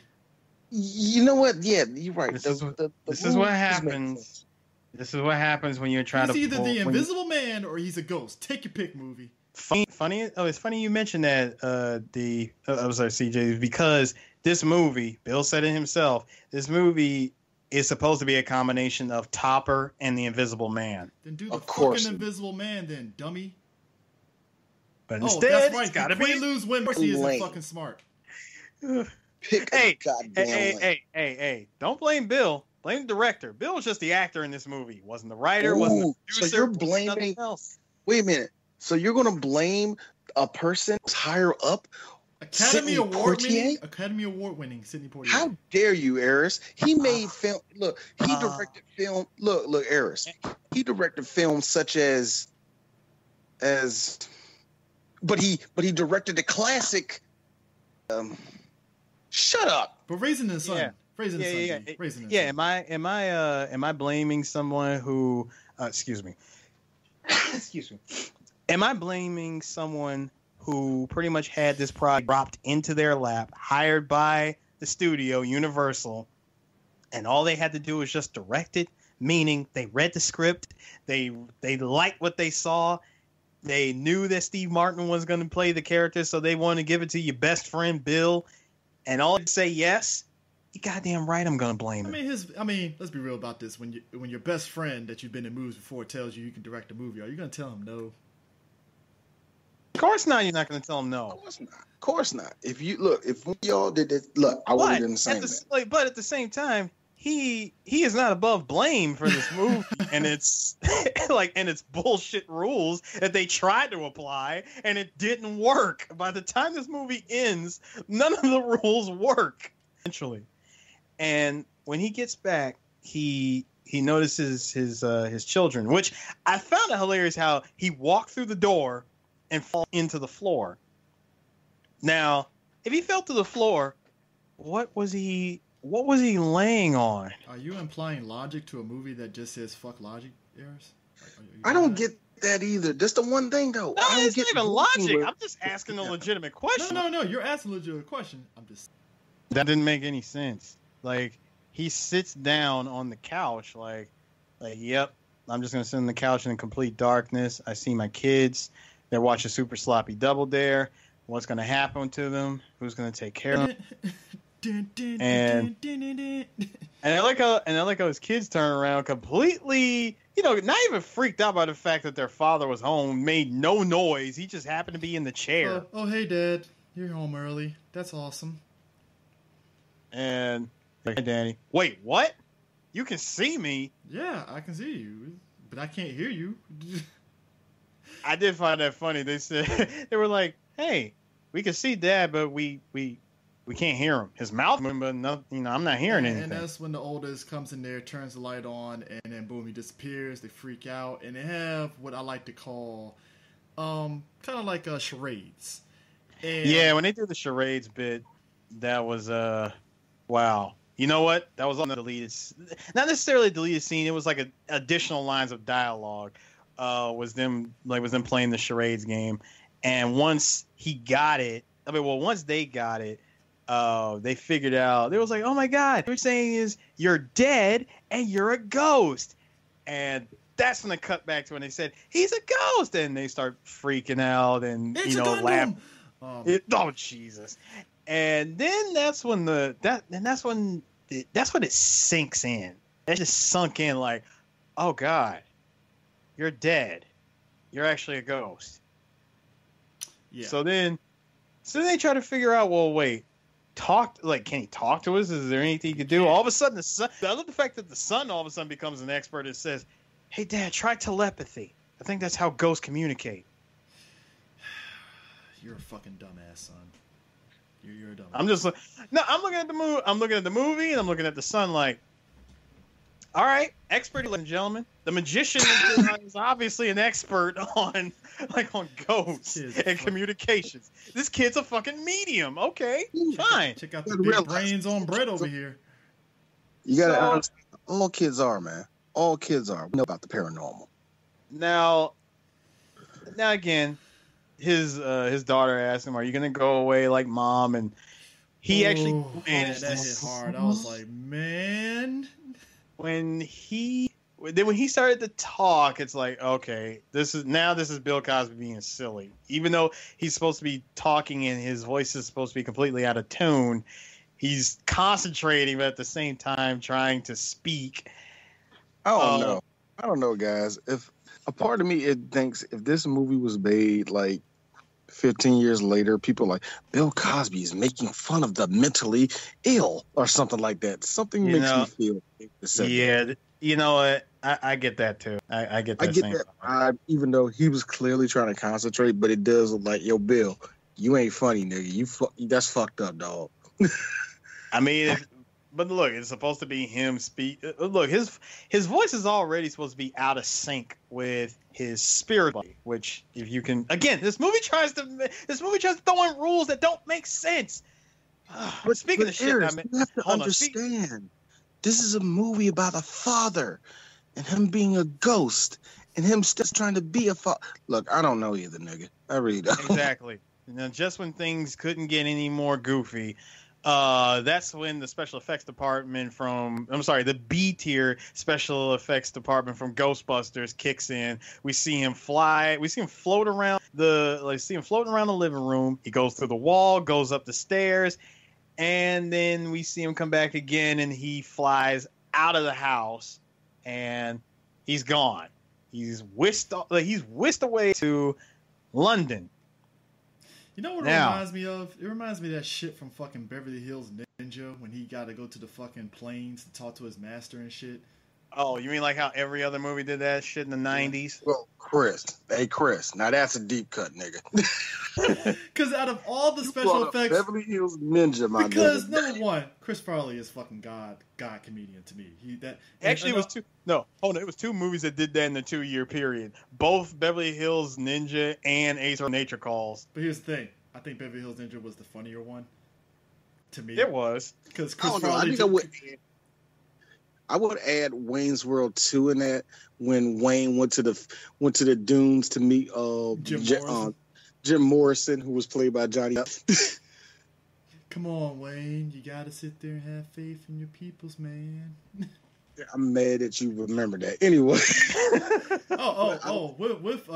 homeboy Tim Meadows playing fucking Sammy Davis Jr. I fucking died on that shit. I was like, oh shit, Tim Meadows.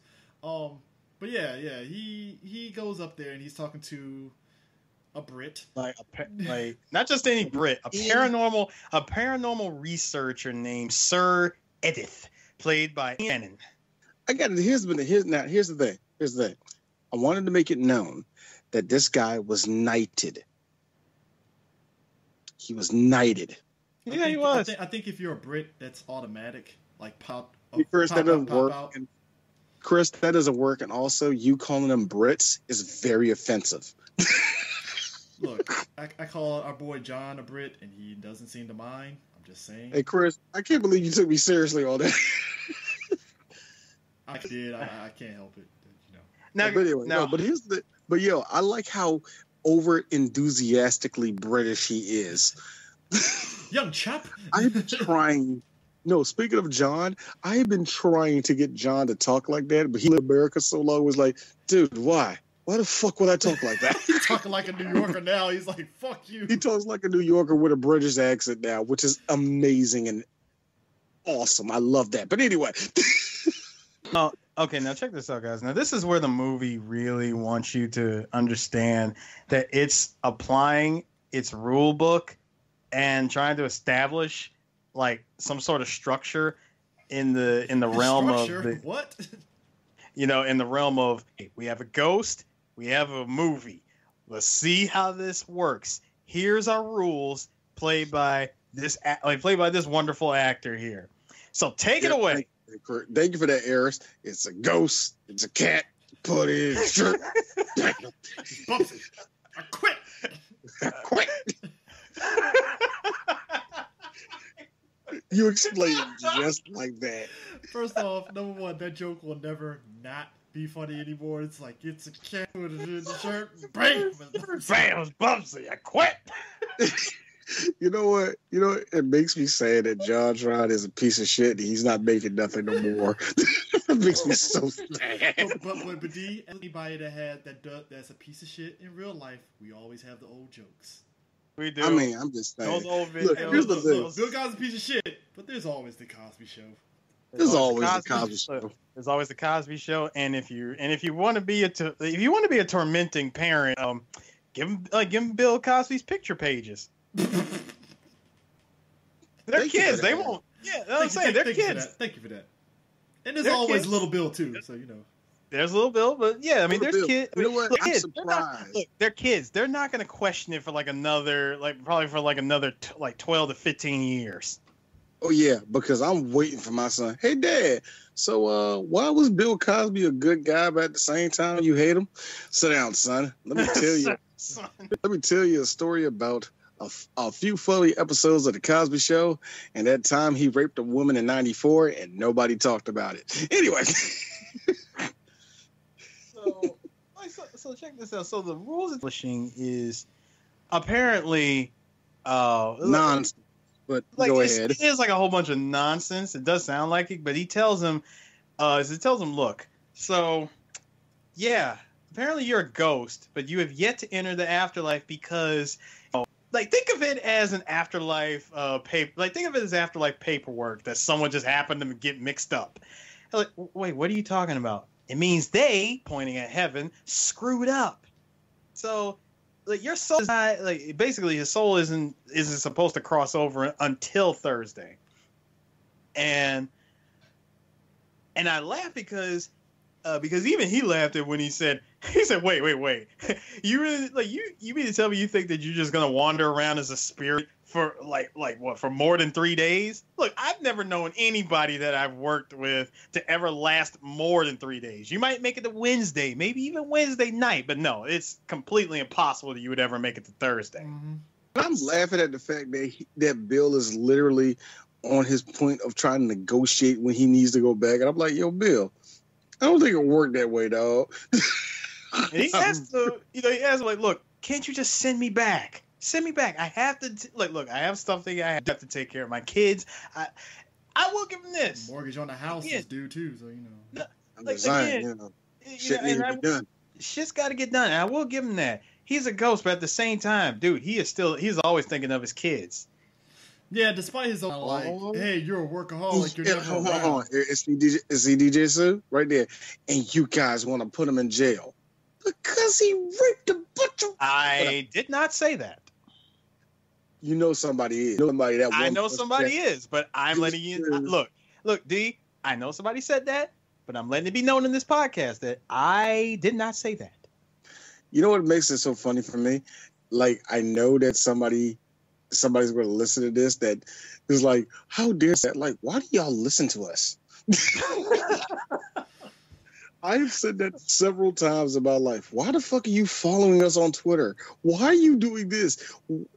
And it's like, y'all went too far on that. Have you listened to one episode? I really feel you haven't listened to us at all. I'm gonna be real with you. You think what I'm saying on here is bad. Do not listen to BAM. Speaking of which, by the time this episode come out, I hope y'all listen to that last episode of Rose My Life. Holy shit. And we're going to do another one. Except this time it's going to be Halloween. So I hope y'all listen to that shit.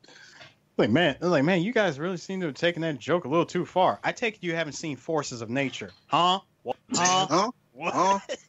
Like, y'all guys took that way too far. Nigga, you took this way too far. Listen to me and Eris pretty much gush over this scene in Baba Black where this girl gets anally raped constantly. It is the most inappropriate thing me and Eris have ever done. I just heard anal rape and I'm just sitting back like, what the fuck did I just get into?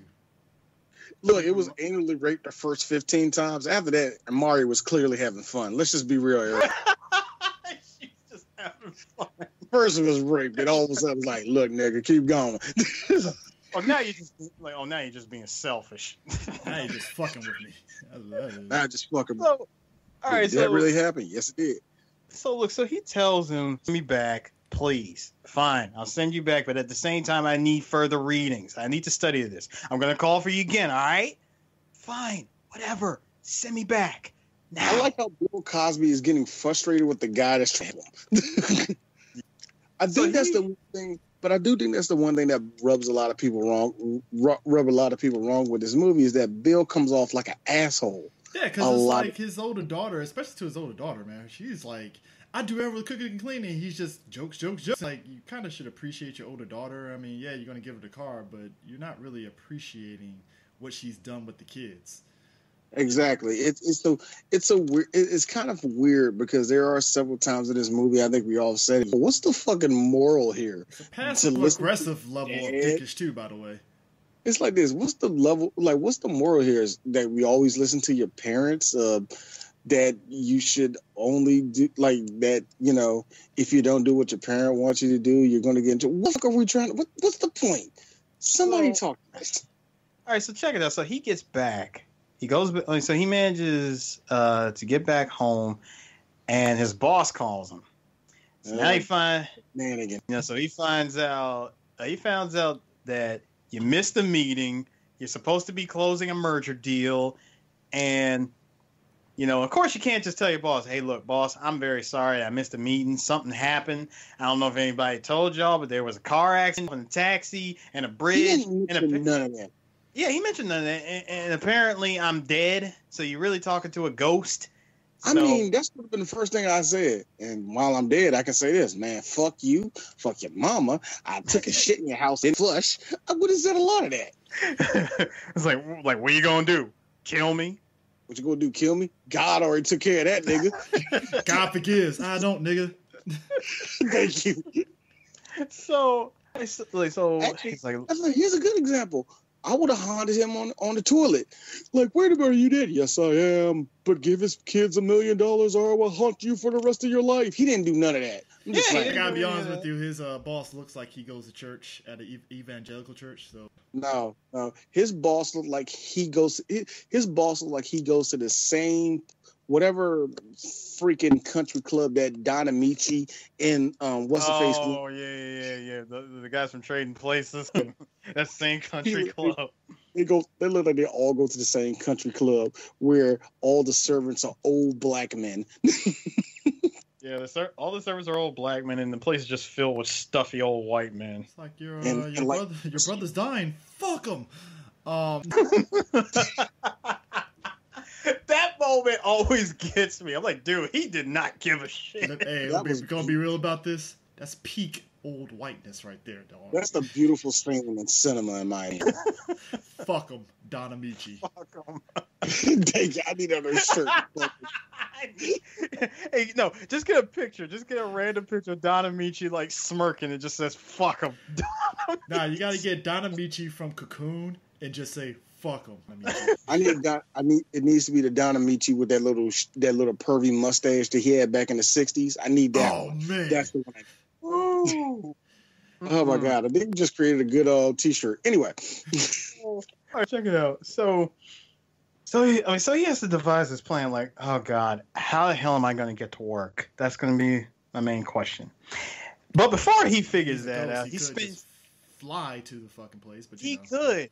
But instead, he's sitting up quite literally all night on a lamp, figuring out what to do in the span of 3 days. He's worried about the daughter. His daughter is just like, so Ghost can't sleep. He was like, no, Ghost can't sleep. It was basically along the lines of like, because he's like I said, his daughter's like, you don't even have life insurance, which I'm like, damn, that's pretty shitty of him already. How do you not have life insurance? But he explains it very well. Yeah, he does explain it. He does explain it.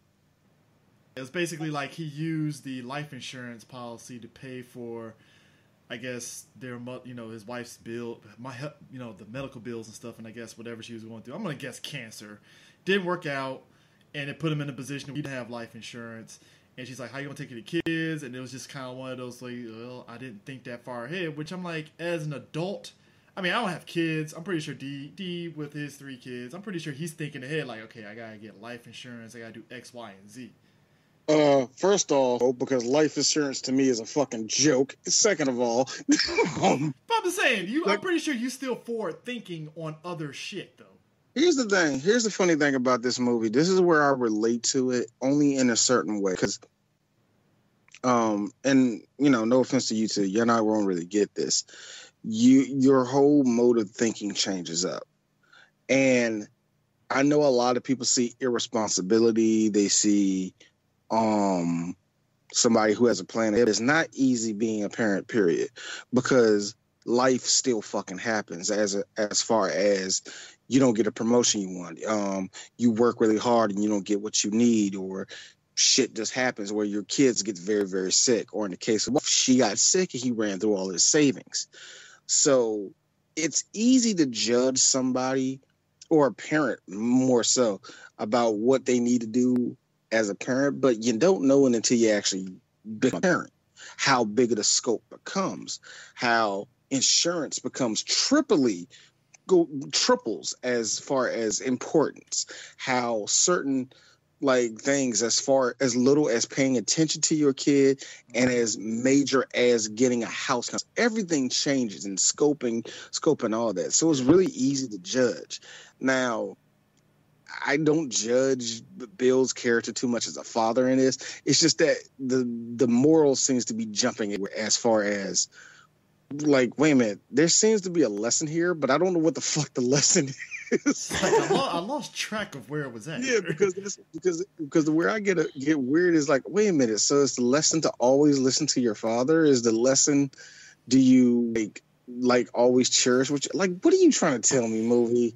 I'm confused. Just talk. I mean, if there's anything this movie is trying to teach us is that he's seeing it for himself that he has worked off so much. Yeah. And, and after 14 years of working for this company and doing, and like for what he believes is supposed to be this super grand promotion, he's supposed to be like the youngest of like the youngest member on the board of directors he's going to be a part all of you are 50. All of you are older than 55. Let's be real about this. Let's be real about this. I mean, he is black, so the age. I mean, granted, Bill still look old. He ain't Morgan Freeman old as shit, but I like how they said that though. When you mentioned it, he was like, you're going to be the youngest person here. Not to mention, you are the only Negro here too. Yep. I really feel like that should have been said also.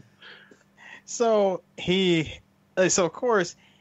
The only thing that's running through his mind right now is if he can just make it to Thursday or at least close the deal by Thursday, then he would get this mega size life insurance policy that he's going to put his family in and all this other good shit. And then at that point, he would say to himself, fuck it. I can go to heaven now. I can die off and I'm good because my kids are taken care of. It's funny to me, people knock that. That's the one thing I don't knock about this movie because that's the most real thing in this movie to me is that, people don't understand. Like, how people like the shit, like, Dad, you ruined my life. You never showed up at Christmas and kind of find out he was a Santa Claus that showed up every year. So, like that type of bullshit. Yeah. To me, he's trying to set his family doesn't have to worry about it no more. And this is even before he died, he was preparing for this. You know what I mean? Yeah. So it's the one part of the movie that I know people knock, but it's like, do you understand how hard it is to be a black man? I'm sorry, a black fan. Do you know how hard that is? And I'm not saying this as like, the white woman whose husband has this $1 million job and all she has to do is drink wine. And she's like, you know how hard it is to be a housewife? No, I'm not talking about that. I'm talking about being a black man trying to build escrow, to build fucking credit, to make sure all of that is hard as shit. And people knock that part of the movie. I don't knock it at all. Like I said, to me, it's one of the things that actually adds to Bill's charm as an actor. When it comes to that, he knows how to portray like I'm a black man trying to help. And it sadly, what you said before, Eris, it hurts because a lot of Bill is tainted. And the fatherly part of Bill Cosby is the one thing I think a lot of people love about him the most. For me, not so much, but it hurts that, dude, you raped a lot of women. Yeah, it's just like, But anyway. But so he decides, if he can pull it off. What he tries to do is come up with this plan as a ghost to, 1, get his life insurance policy, 2, complete his company's merger, all before, which of course all that would be given to his family, once he crosses over. And he's trying to do all this in a day. Yeah, it's the race of 24 hours to get shit done, and that's on top of him in a very funny scene in which he's getting a physical. Sorry, before we get to the physical part, first his kids take him to work. They go to work. His kids walk through his office, and his secretary's like, "Hey, hi kids. Wait, where's your father?" And of course, you got Kimberly just laying it on super thick that maybe he's dead. Here's my thing. Maybe he drowned. Right there. Here's me. So why did you come upstairs? Just be honest with you. Why the fuck you even come upstairs? So they're cutting off all the lights. They're cutting off all the lights. They're cutting off all the lights. They're shutting out the windows and stuff. And like, hey, can you tell where my dad is? Like, no, I don't see him. Like, what are you talking about? He turns off now his son turns off one lamp, which was further away from them. She turns around in the doorway, and he's standing right next to her. Never mind, it's a shitload of office lights behind them. How does this work again? Again, the movie doesn't care about logic on this. You're right, because at this point in the movie, this is when the movie decides going to. That's all I'm saying. Not even freestyle. The movie proceeds to take us down this path of comedic events. That's what happens to us here. So, a series of comedic events. So, basically, after he says, "Look, I need to work alone, and I need to work in the dark," and that's all there. That's all there's going to be to it. Like, I don't need the lights and the noise and all this stuff to be distracting to me. Okay, fine, I'll buy that one. All right, kids, thank you. Come and pick me up after work. His kids leave, and he asks his secretary, "So what do I have for the rest of the? What do I have for today?" She runs down the laundry list of shit that he's got to do, and here the DVD version and the theatrical version, we fade out and fade back into her sitting in her office, and he's talking about what do I got to do to get my physical again. This whole part was cut. What happened here was she ends up closing the door, and we can really laugh at this now. She closes the door. You come to find out that she was crushing on Bill quite hard, and he was like, "Oh my God, this really isn't the time nor the place. You're trying to convince me to have office sex in my office."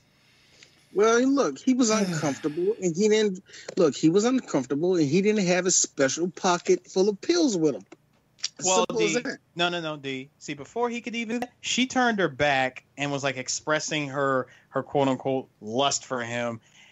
Meanwhile, he is whisked away again. Yeah, that's right. He gets whisked away by. This time he ends up in an airplane. He was already flying to where flying towards his place. Now, he was yelling at him. Keep in mind, yelling at him in an airplane bathroom. He's like, "Look, you don't just do this, okay? You don't just like this. Don't pull me away. I'm trying to land some stuff here so that my kids can be taken care of for after I'm gone. Now, if you need to see me, visit me at my home. Call me on the phone, but don't just whoosh away anytime you need me." Okay, fine. Sends him back, and that's when he comes back to his office, and that's when we see that scene of her telling him to go take his physical. Now, when I no sense of why you would cut. Well, what is the time you're cutting out of this movie? Is the question. That gets me. I don't know what. I really have no idea. Okay, look, there's 12 minutes. This movie is like what, an hour and 15, barely 30. The movie is still less than 2 hours. But anyway. Yeah. But anyway, that part always confused me when she was telling him, that he had to go take his physical, and I was like, "Wait, is she sick or something?" Because at this point, how did she go from being completely healthy to looking like she was either in tears or allergies or some shit? Come to find out, she felt quote unquote brokenhearted. That was how that was where that cut scene came from, and why the shit just felt. I'm blaming Camille. You're blaming Camille. That scene was so disjointed. No, yeah. You ain't gonna be in love with it. You ain't had a white woman all fawning over you. Yeah, that don't happen in real life. So he goes to take his physical, and this is where we get the homage to the Invisible Man. So here's the kicker. Okay, so in there, he's getting his heart rate checked, and you're hearing using a heartbeat. Yeah, initially he's hearing a heartbeat, and I'm like, okay, that's weird. They're breaking another ghost rule, and then I was like, oh, he's using a tape recorder. Huh. Which I love. He's like, wait a minute, like your heart sound stopped. He's like, check it again. He rewinds the tape over and do it again. Here's me. How short is that tape? Seriously. 1989 mini tape. Yeah. Come on, that thing should be longer. Even in 19, you can record up to a max of 60 minutes. True. No, more than that. Well, more than about 60 minutes. The most common mini tapes of recording is at least 60 minutes. Yeah, the most common. Yeah. Because the ones were like the 70-minute ones or the 80-minute ones, I think they were. And of course, you was big balling if you bought the 120 minutes. Nigga. Man, if you get a 120-minute tape, that would help your road trip out gracefully. Bruh, 120-minute tape that you record, and it never screwed up, not once. I mean, I could imagine. You can imagine somebody just like some black person. Man, I won't put so much Kirk Franklin on this. So my man used a tape recorder for that. He's getting an X-ray, and he decides, all right, so if she's going to do my X-ray, I got to use the bones inside the He's going to use the skeleton from the other closet. Which I thought was funny. That was funny. But it worked. That was funny. It worked out for him. And fun fact I want to point out. The woman that was administering his X-ray, that was Sidney Poitier's daughter. The one from Death Proof? That daughter? Probably. Huh. I just found out, again, the scene was really quick, but that was actually his daughter. Interesting. But yeah, now you want to know the not the goofy part, but the real silly part of the movie when he had to do the urine test. Okay, so this old white dude who, for some reason, I guess figured something was up with Bill. Something's up with seeing a totally bandaged up guy in dark sunglasses and full on winter gear in the middle of the damn summer in a hospital. This just kind of made him feel a little uneasy. I'm gonna call him racist because that's very racist. I did like how every time that he showed up, while he was showing up as the Invisible Man. Notice that nobody paid attention to him. Yeah, because no one never looked at him directly. I was like, oh yeah, we have your paperwork, and they just handed it to him without even looking at him. Everything just went his way, if you really think about it. It really did. It went over. To me, the only thing that got me about this, so he's just the only witness to all the shit that's going on. No one notices. So he dropped. So he managed. I'm sorry. I did like how when he did the urine test. Here was my thing. Did you like how? I won't say like, but did you find it hilarious? Hilarious now. At the way that he was waiting in the bathroom for that guy to show up. Yeah. My man is leaned up against the stall like the perfect victim. Come on, nigga, pee. Hurry up, man. Posted up on the block like, yo, pee. But, the way he did it, though, was hilarious to me because it's like, okay, he puts his cup underneath the other dude's cup, and I'm like, so he didn't notice that invisible cup just underneath where he, what's going on here? Okay, whatever. I was going to say, food in history to pee and not look down at his not dick. For nothing. I've taken plenty of piss tests. You look down normally when you do these kind of things. Yeah, because, you want to hit the damn cup. You know what I mean? Yeah. My man over here, he's thinking it like I'm gonna hit it no matter what. So actually, no, I got an even better question for you. How did you not know? How did you not? If you're holding the cup, how do you not feel the cup getting heavier? Look, Eris. All I know is that they end up in the face that Bill Cosby made in this scene. So you know what? I'm fine. They did. So. He manages to get out of that completely clean. No one, everybody else is none the wiser. So we actually see him with the sunglasses on, full Invisible Man mode. No scarf, no nothing. He's just big balling, just walking out like he owns the place. In the crudest looking special effects. I mean, God, that shit looks bad now when you watch it. I mean, back in the day, you can get away with that shit, but not no more. I mean, we've come a long way. I mean, the shit from fucking League of Extraordinary Gentlemen is better than this shit. So we see him in the car now. He's riding off. But they I'm sorry. They just lingered on that special effect. Because I'm thinking to myself, the motherfucker who did it is like, yeah, I did that shit. Yo, he was really proud of that shit too. Like, yo, I did something. Like, no, what? And a part of me also thinks Sidney Poitier was forced by the studios to linger on that longer. No, get more invisible. Get more invisible Bill Cosby. Now, hey, CJ, you know that you know how you mentioned earlier that they played "Miss You So Much" by Janet. Well, apparently the movie liked it so much they played it again to show off the car. What is it with the station wagon and Janet Jackson's music? You want to bang a girl? Because you want to bang a girl to Janet Jackson music in the back of a station wagon? Duh. Makes sense. Now, here's the thing. this dude, literally, she's crushing on this guy. White dude. White dude named Tony Rickard. This guy is. He's a douchebag. Here's the funny thing, right? Now I was saying this. Not just Cortez was in this movie. Hold on, not just any douchebag. First of all, that's not just any douchebag. This is 1989 douchebag.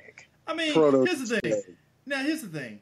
He gets in the car, and long story short, Bill throws him out. So at first I'm like, well, that was a dick thing.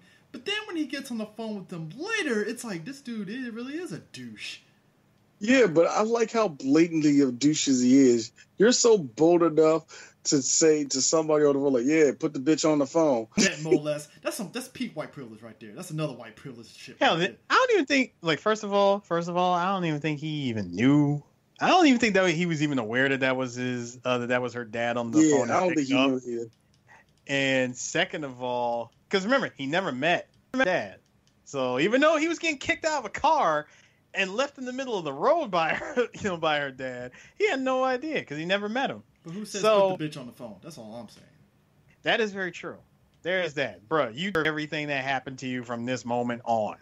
Exactly. But yeah, he got kicked out. He gets kicked out of the car, and there was actually some additional footage that was shown, but not important enough for me to go on. It was just more dialogue that was used between Kimberly Russell and Bill Cosby during that car scene. Basically, that car scene was a lot longer than it was originally shown, and so then we see more special effects of we see the door opening itself, her looking like she's very much yelling at nobody, and we see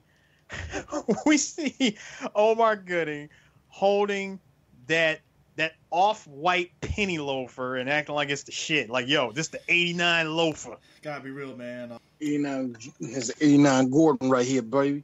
Gotta be real about this. Penny loafers were the style. I don't think they're in at all at this point. They're not, but let's just be honest with you. You get any good-looking ass shoe that's clean, that's a dress shoe, you gonna look sharp no matter what. So yeah.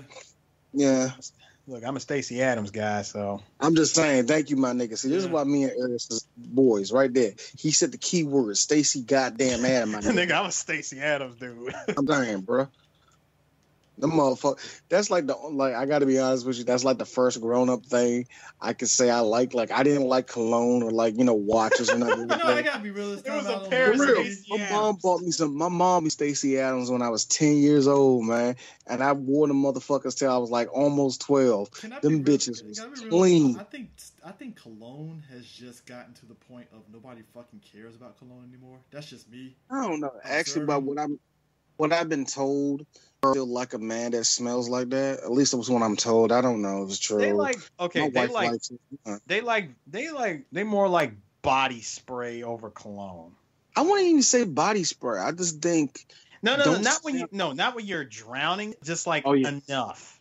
Yeah, and I think that's what body spray is good. One mist, like one spray mist, not multiple, just one of the non-X variety. Yeah, non-X variety or bod.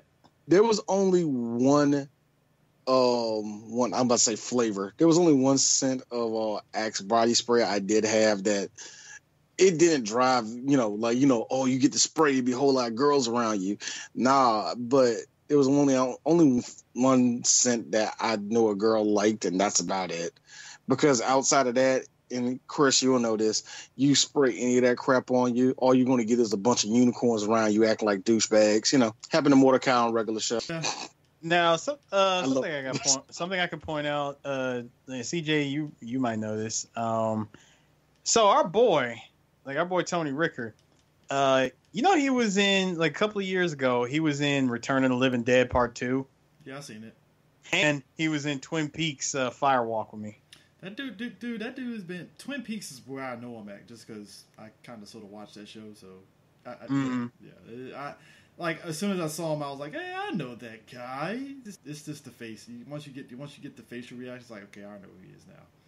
I mean, my man, Dana Ashbrook, he's been working. I mean, it's to be expected. But yeah, he is mostly known for Twin Peaks.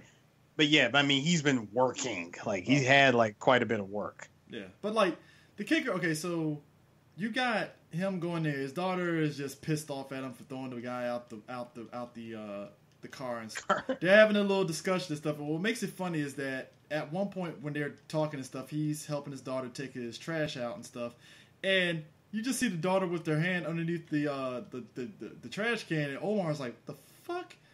And I like how the son just casually like, it's, you know, and it's like, so you're just going to play this off casual, aren't we?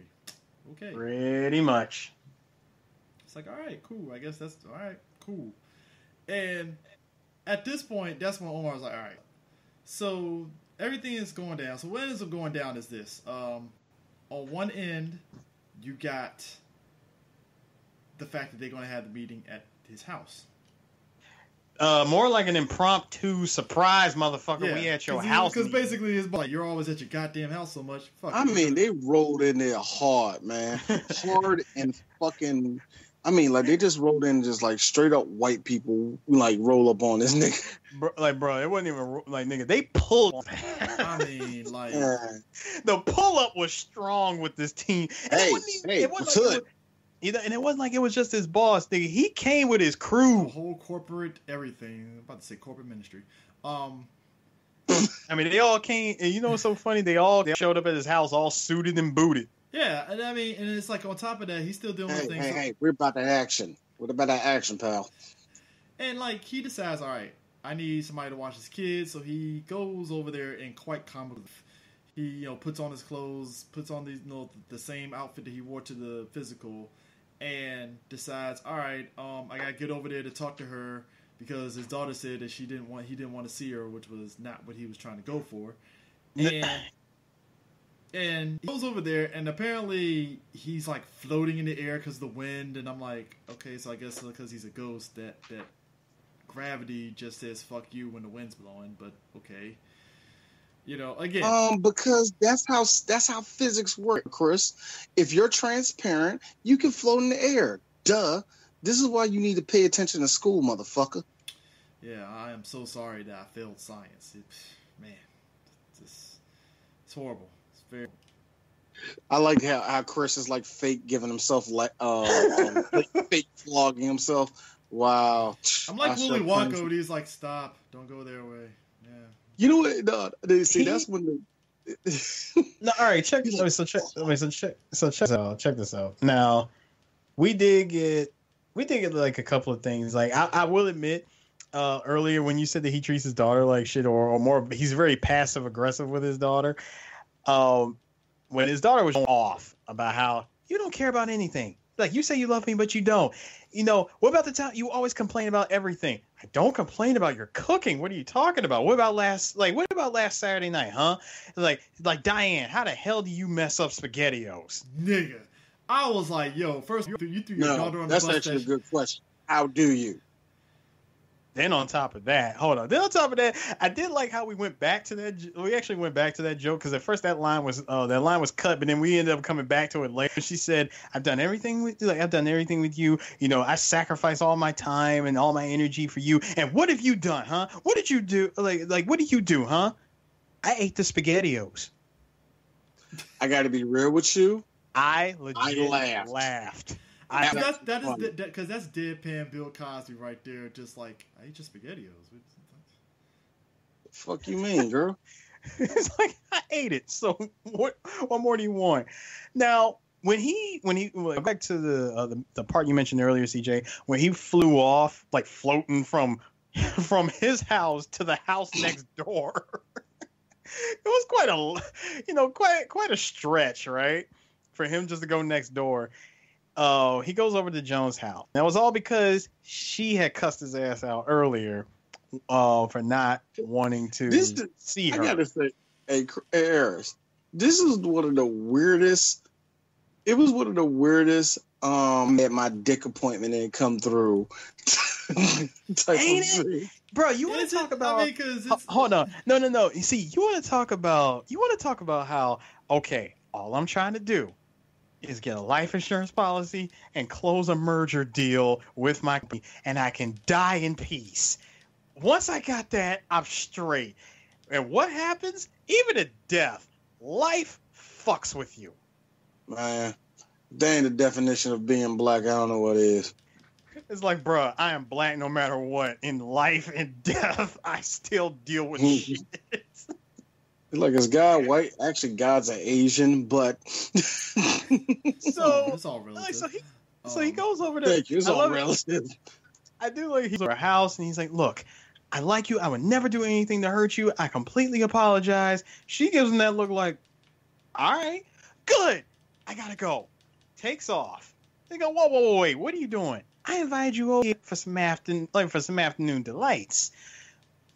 Look, Joan, I really can't do this right now. Oh, you trying to tell me that you can't perform? Now, this is where D laughed hard because, like, he can't unless you're passed out. CD, I got a joke I'm going to set up for that later. And I saw it. Okay, look, I'm going to say this. I'm not the originator of this joke, but I am going to steal it like I am the originator. But I'm going to save it for later. So you Carlos Mencia and that shit. Yes, I am. Okay. But check it out, CJ. At least I can admit it. True. You don't have a Joe Rogan saying, fuck you, your comedy sucks. Yep. So, yeah. So again, they're about to get into it. They cut part. He goes back to having the meeting, and then he gets a phone call. Now, here we get Mr. Republican himself. Omar Gooden calls him and says, no, I'm not calling to speak to your son. It's you I want to talk to. See, check it out. I know that you're an alien. What? He went to fucking aliens. I died. I was like, Nick, you were far off. You could have just said, hey, you could have been alien. But then again, it's 1989, so aliens were popping, so, you know. They were. And he's like, and he looked, I love how he creeped down with the phone and said, what? Here's what I want. I want $50,000 in unmarked bills, or I go to the newspaper. I like to cut his kid's jib already. He went $50,000. Didn't say $50. He went $50,000. Nah. He went for that pop. He went for them pockets, my nigga. Aim high. I give him that. He's like, he aimed high to keep him quiet. No, I'm sorry, just to keep himself quiet. And he took a shot. I will give him credit. I'll give the little shit some credit. He took a shot. Now he looks back at his boss and says, gentlemen, will you please excuse me for just 1 minute? Now, this is where it gets off. Nigga, why do you care? Like, first you asked him to stall him. Because that's what he did. First he asked his son to stall his bosses for him, which that was already a bad sign. Second, he goes over to Stewart's house.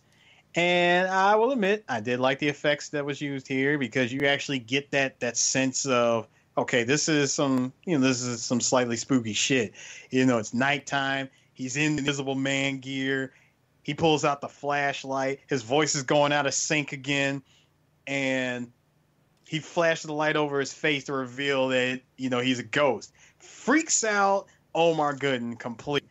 And he comes back to his house like, that was good. That felt good to do that. Okay, gentlemen, now, where was I? They're gone. And they're gone. Again, bad sign. Which we find out, basically, apparently the merger did go through. We don't find out about that until they actually have a second meeting. There's a second meeting after this. Oh, yeah. So see, the first one was just the one at their house, and they tried to close the deal.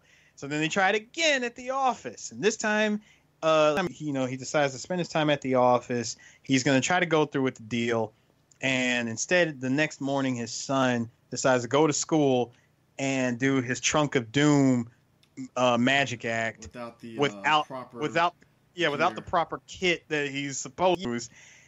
So while he's in class, I like how this is like all predicated. Like, I wish my dad was here to save me, and I was like, that's what this whole thing was about. Like, dude, I was like, what point were you trying to make? See, right there. This is why I talk to my son every day. Like, son, Donnie, look at me. Is there any problem with you? No. Why, Dad? Because in a year or so, if you get into magic and you want me to help you, I'm not fucking helping you. A deeper seated problem you need to talk to me about. Like, you need Jesus. That's what you need. It's time to get out of this magic shit. So he decides. Look, get off this magic shit. Get off this magic shit. The pussy and learn how to play basketball like a real man. So he's setting up the Trunk of Doom, and oh, by the way, we actually get a glimpse of the woman, of the actress who's supposed to play their mother. You would have thought since it was, since this is kind of like a Cosby, reunion-ish. We got people that have been in the Cosby Show and people that are going to be in the Cosby Show. You'd think they would have got Phylicia Rashad, right? That'd have been a nice little nod. Phylicia Rashad to me is one of those actresses is like, no, look, I don't want to do no movies. Do not call me for a movie. I'm a TV person. Here gonna sit there and me that he knows what. Okay, gotcha. So the next morning he goes off to school and he decides to go with the act. Now his father is in the middle of closing the deal, and while he is putting this trunk together, my man has got straight jacket, he's got chains, he's got locks out the ass, blindfolded at that, all of this stuff. And his teacher, who I look at as like a Steve Guttenberg's brother, doesn't he? Like, actually, who was this? If you ever watched that movie Jumping the Rope, that's Paula Patton's dad. Oh. What? Yep. That was Paula Patton's dad? That is weird. That is what I know him from. Hence why I was like, hey, that's that guy. And that guy. Aw. It's great. Somebody got work. Now, can I also point out, by the way, that Jesus. Can I also point out that the dude who plays, who's supposed to play Bill Cosby's other boss, not Mr. Collins, not him, but the other guy, the what is it, the chubby white guy. That's the name, Duncan Matthews. Now, we talked about this. We actually mentioned this guy in another movie that we've done. He played Colonel Cochran in Child's Play 3. Oh, nice. I really don't remember him doing that. Yeah, that was him. I didn't recognize him. I didn't it didn't hit me until just now. I was like, wait a minute. No wonder I recognize his voice. And I recognize his face. Like, dude, he played the freaking Colonel in Child. Cool.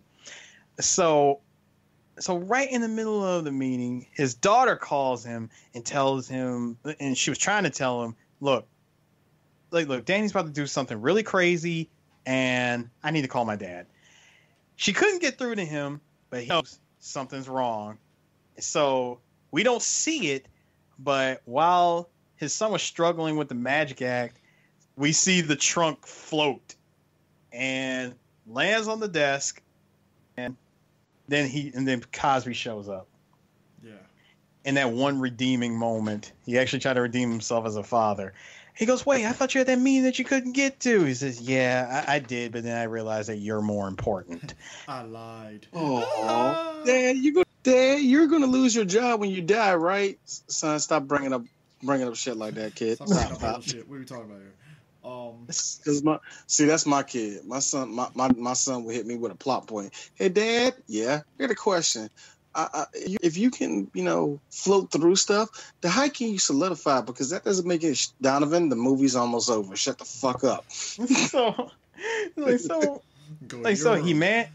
I did like how he got him out, and the trunk opens, and we just see him floating. There, like, so Teach, how am I doing? You're definitely getting an A. Just gonna throw it. Somebody called the newspaper. Please. News. Now. Anything. Please. Sir, please. So after that scene, the happiness was done. He made his kid happy. His kid fine. You know what? His dad is officially a hero to him now. Oh, we cut back. We cut back to some shit slinging here. His boss goes in on him to the tune of "You're fired." No, I love how he screams. And how do you like underboss over here, Mr. Seymour talking about some. He was like, I could tear you apart with my bare hands. He's a little upset. I dubbed him Smithers. Yeah, Smithers. He's like, I can't believe that you will walk right out of right out of a merging deal just when we were closing them. When he said, he was like, I can't believe you would do that. Like, yeah, it is a little strange. You know, if I hadn't stepped in and smoothed everything over, and then maybe I wouldn't have had to kill you, but we closed the deal anyway, so technically he doesn't even have to kill you. So instead, I'm going to ruin you. This is the part I was telling you about. You're fired. But sir, I have kids. That was pure years. What? That's the part I'm telling you about. It's like, but sir, I have kids. I like how he smiled. Wait, D, what did you? No, I'm sorry, I didn't hear D. What did you say? That was you. Like, this is the part I'm telling you about. Yeah, he didn't just say you're fired once. I mean, he goes into many octaves of yelling out you're fired. But understand, the part where he smirked when he said, I have kids, I was like, okay, it's a heart. And I completely forgot he just smiled and says, oh yeah, you're still fired, but I'm going to put that with a smile.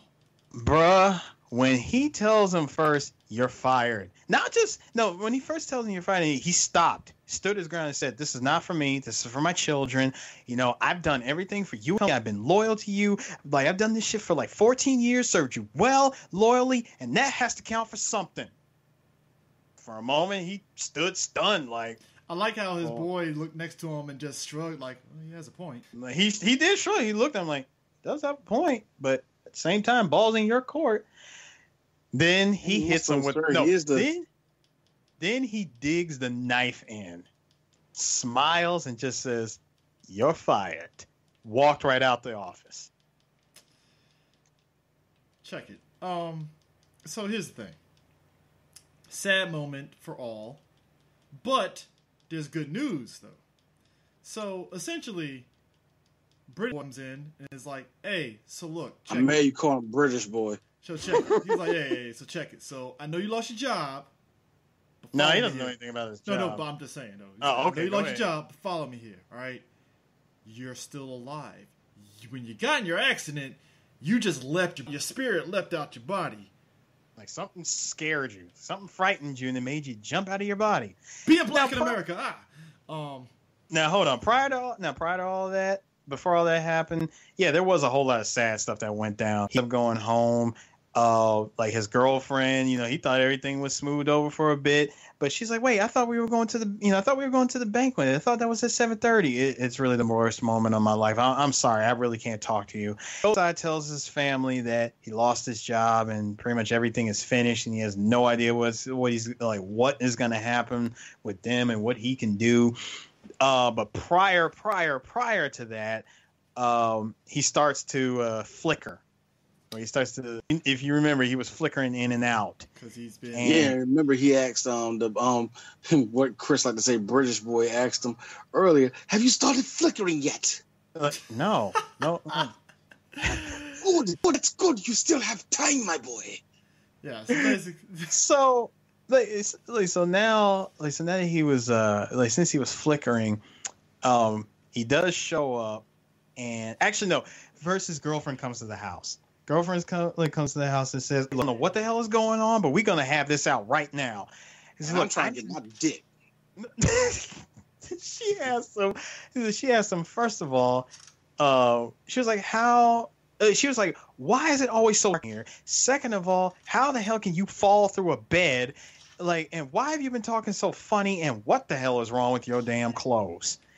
And it's like that shit from fucking Independence Day. Been dragging you through this desert. And what the hell is that smell? Cut out a barbecue. So he finally tells her, like, "Look, Joan, I'm dead. I am a ghost. I'm no longer living."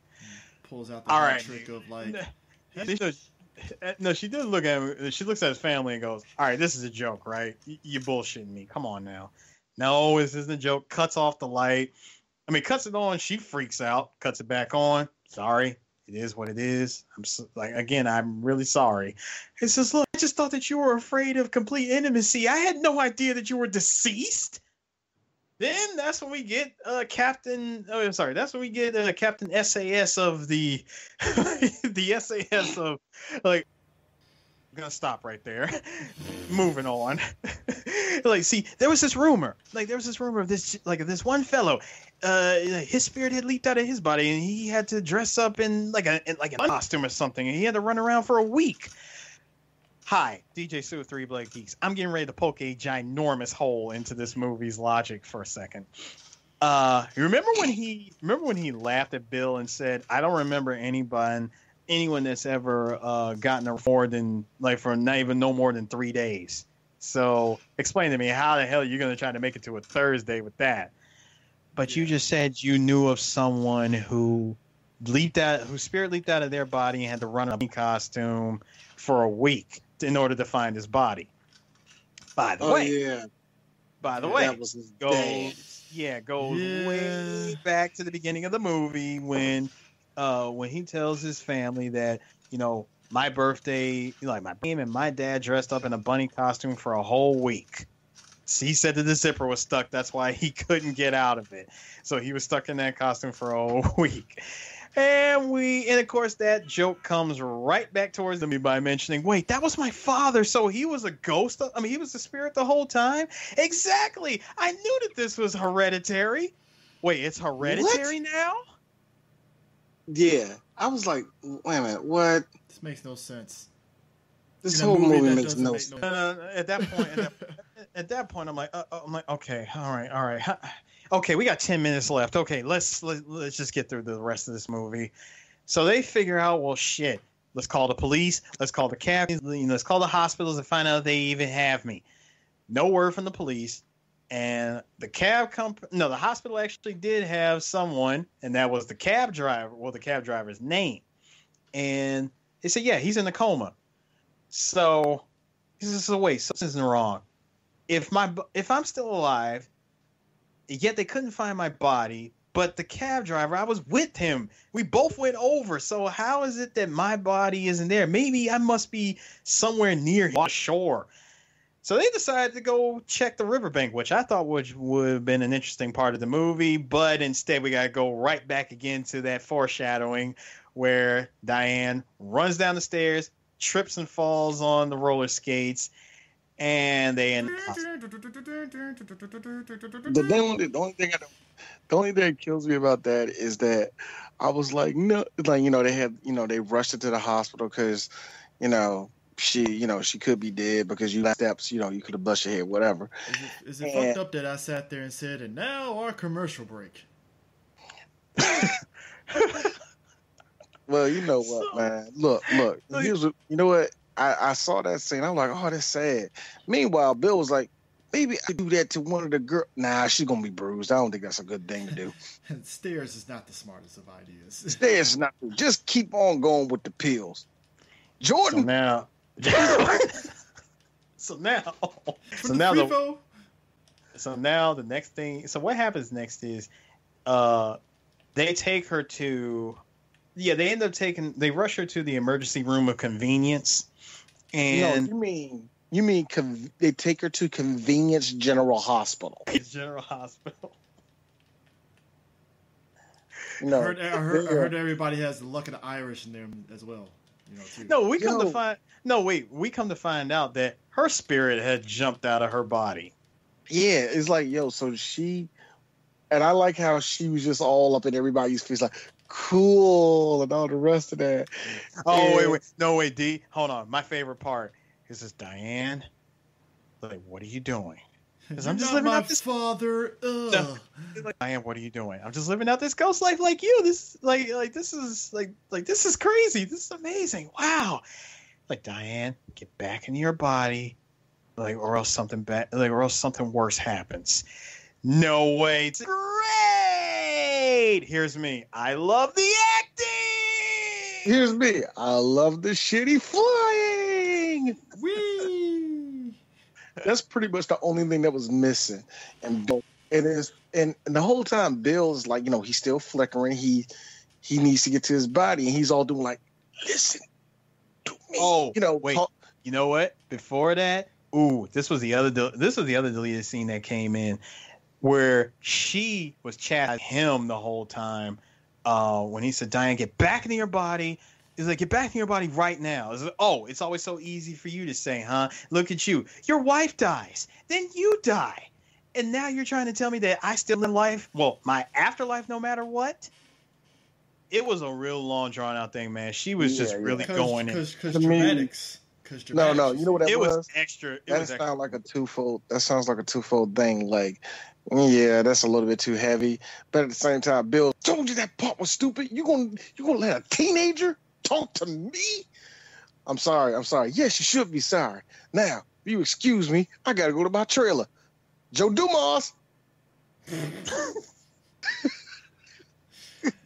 Keep coming. It does. So he tells him, like, look, being dead, it's not easy. Believe me. Flickers again. Now this is the first time anyone in her scene. Ghost Dad didn't play his light bill. That's what that was. Right? So he falls over, and he was damn near about to cross over because he's been away for so long. And now we actually do get this deep moment of him telling her, like, look, get back in your body. I'm not doing anything until you go back to your body. And so she's like, look, you're saying all this, what? It's obvious. I'm a father. I love you. You need to live. Go. So, but look, I'll be all right. I'll be fine. Now, if you'll excuse me. Nash!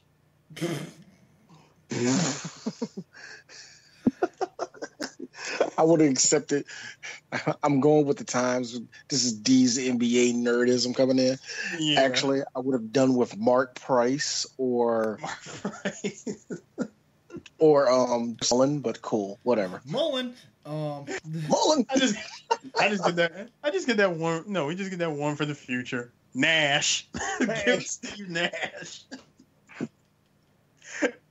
But no. So what happens is she's right again. I love the fact that she completely forgot that she's a spirit. She's running around trying to get doctors and nurses to help her. I'm like, you're in a well lit room, a well lit hallway, mind you, and no one can see us. No one can see anything that's happening. Yo, funniest thing ever. He's like, help me. I remember watching this one time with my cousin. And my cousin's like, bitch, nobody can see you. Basically, I mean, it's like nobody can see you. And they're you know what? And I like how she goes into the ICU, like by literally running through the wall of the ICU. And looks around and, convenience. Super convenience. Comes back, grabs her father, and she goes like, look, it's you. It says Curtis Birch, but it's you. Oh, that's the taxi cab driver's name. It's I didn't have any ID on me. Now I remember. He had my wallet. Now, he's been in a coma this whole time. Now we're going back. I mean, now we've reached the point of the joke that I was going to make, you guys. So, you mean to tell me that Bill Cosby was in a coma while all the action was around him? I always thought that he liked it the other way around. Just saying. I'm just effing saying. That ain't a rim shot. That deserves respect because Eric makes a good point. Now, if you excuse Bill, he got to go in the back and meet this woman again, okay? Isaiah. Quaalude sandwich. Quaalude sandwich. Oh, that's my new favorite one there, dude. Peanut butter and cracks. Peanut butter and Quaalude sandwich. So they fall for it every time. So check it out. We pretty much like we're right around the end of where at this point he's like really fading, and she tells him like, look, just go. For the love of God. This was actually this was a good moment in the movie, okay? No, this was a good drop that Quaalude in that one woman's For the love of God, D. We're gonna get out to that. We gotta say this. Chris, Hey, Chris, I don't know if you do this, but Bill allegedly raped over 40 women. His spirit gets back into his body. And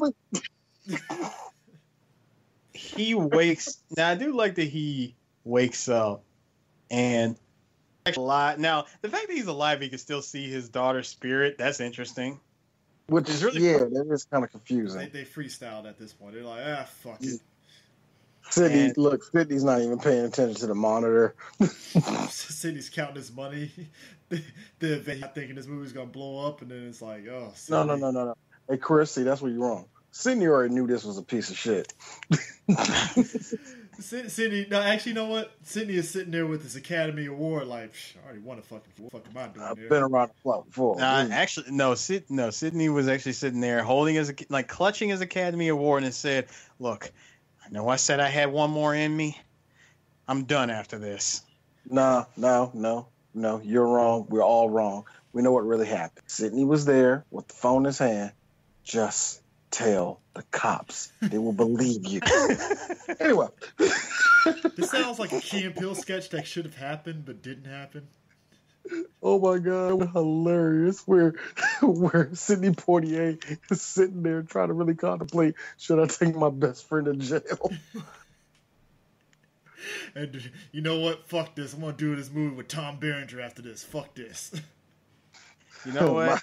You know, Sydney said, look, this might have been the last thing that I directed, but you know what? Screw this. 7 years from now, I'm gonna go on in my life and be a Bahamian ambassador to Japan. Wait a minute, I'm sorry, what? Yeah, it's true. Japan. Yeah, he was an ambassador to Japan from 97 to 2007. Konichi fucking wa. I know, right? I look at him like, bro, you came a long way from directing Ghost, Dad. You know what else I came a long way from? Knowing 4 of those girls. One was 14. You know what's funny? Can I side note though, real quick? I'm amazed that TMZ has not contacted Sidney Poitier. Like, you used to do movies with him back in the day. What happened? You really think anybody's gonna try to track down Sidney? I know, but Sidney seems like the type of person that he's just like, hey, you know what? I don't know what you're talking about. I'm out of here. Man, right now we don't know because just did Bones. I just hope that Bill don't die because Sidney the first nigga he going after. I don't know why. I just know. So check this out. Check it out. So in this, and because we only have about less than 5 minutes of the movie, I like how both spirits have returned to their bodies. They both get up like nothing happened. Like they literally woke up from a nap, right? Yeah. I mean nothing. And in this movie, the movie turned into like the end of the show at the end of its run where Bill is talking to the audience. That's what this fucking movie turned into. Yeah, because he runs to his family, they run back, and again, it was like a little cutout moment here. But then they get outside the hospital, and he and Bill sees the same cab.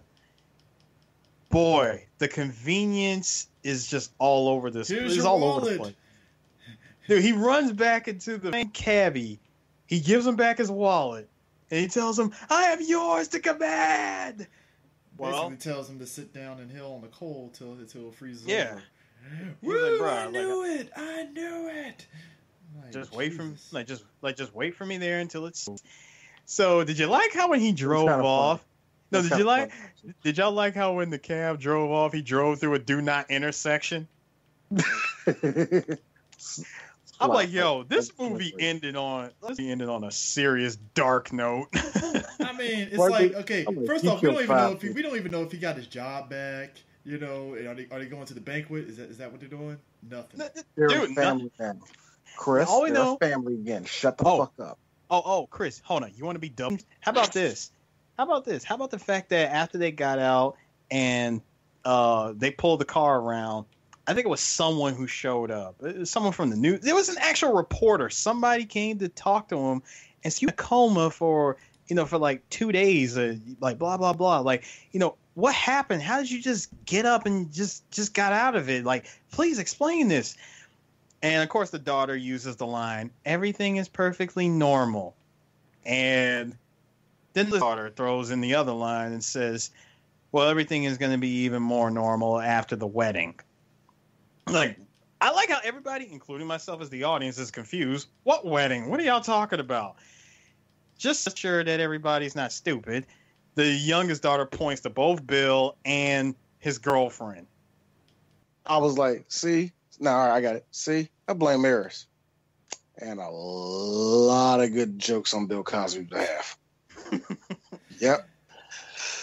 Oh, my God. Somewhere Bill Cosby is typing up a think piece on why we should not be making jokes about him. Oh, what? You don't think they gave Bill Cosby whatever the fuck he wanted in jail? No. Bill just got hit with a hot dog for the first. Bill's in a minimum. Hey, Bill, I hope you're listening to us. Go fuck yourself. Hey, Bill, real talk, man. No. A super. No, it wasn't just any hot dog. It was a super way past its prime hot dog bun that he got hit with. He doesn't even get the dignity of a Nathan's hot dog to be thrown at. Yeah, dude, you got hit with the bun. Dude, he's over there eating those where it's like hot dog, it's a hot dog, and you look at the ingredients, it says like animal parts and shit. So he's eating a Murray's hot dog. Is that what he's saying, D? A Murray's hot dog? Murray's hot. Don't do that, man. Don't do that. I was all raised on that shit. No, but true. No. True. I just feel that we had to get all that off. Had to really talk about this movie, not in depth, but well, yeah, actually, because there is a side of this movie a lot of people don't know about, yada yada yada, all the rest of that shit. So we kind of had to mention it. So To ask somebody on Twitter, does Bill Cosby deserve an extra 10 years in jail for Ghostdad? See, look. There's a lot of jokes you can say about Ghostdad. It's a bad movie, but we've seen Leonard Part 6. So that's what I'm saying. It's like in the grand scheme of it, it's like it's not his worst movie. That's why when people say they go to Ghostdad, I'm like, but nobody mentions Leonard Part 6. Okay. Do you think Bill Cosby's star on the Hollywood Walk of Fame is going to get destroyed like Trump's did? Bill Cosby, unfortunately, is just in that cosmos of and Jay, and I think Jay and them on Black Center said it best. Cosby's in a position to where he can basically get that redemption tour shit going down after his jail time. He could. And here's the thing. I think it is I think Bill should be more of a lesson than anything else. You know what I mean? Called Do Better. It's not even called Do Better to me. It's just more so of because we talked about this with Leonard Part 6. He let a lot of the freaking power go to his head with a lot of stuff he did. You know what I mean? Yeah. And one of the things, part of that power is that, hey, I can lay any chick I want to because I got the power of the Quaaludes. I'm just saying, Reggie Miller, and he could do that. But you say the best, I do want to point out something else, by the way, and I think it's really messed up. That his number, like his show, like the biggest show, of his life, the Cosby Show. If I'm not mistaken, it premiered. It came out what? A couple years before September. Was it 85 or something like that? Oh, wait. Yeah, the Bill Cosby. There was the Bill Cosby Show, and then it became the Cosby Show. Yeah, because that set the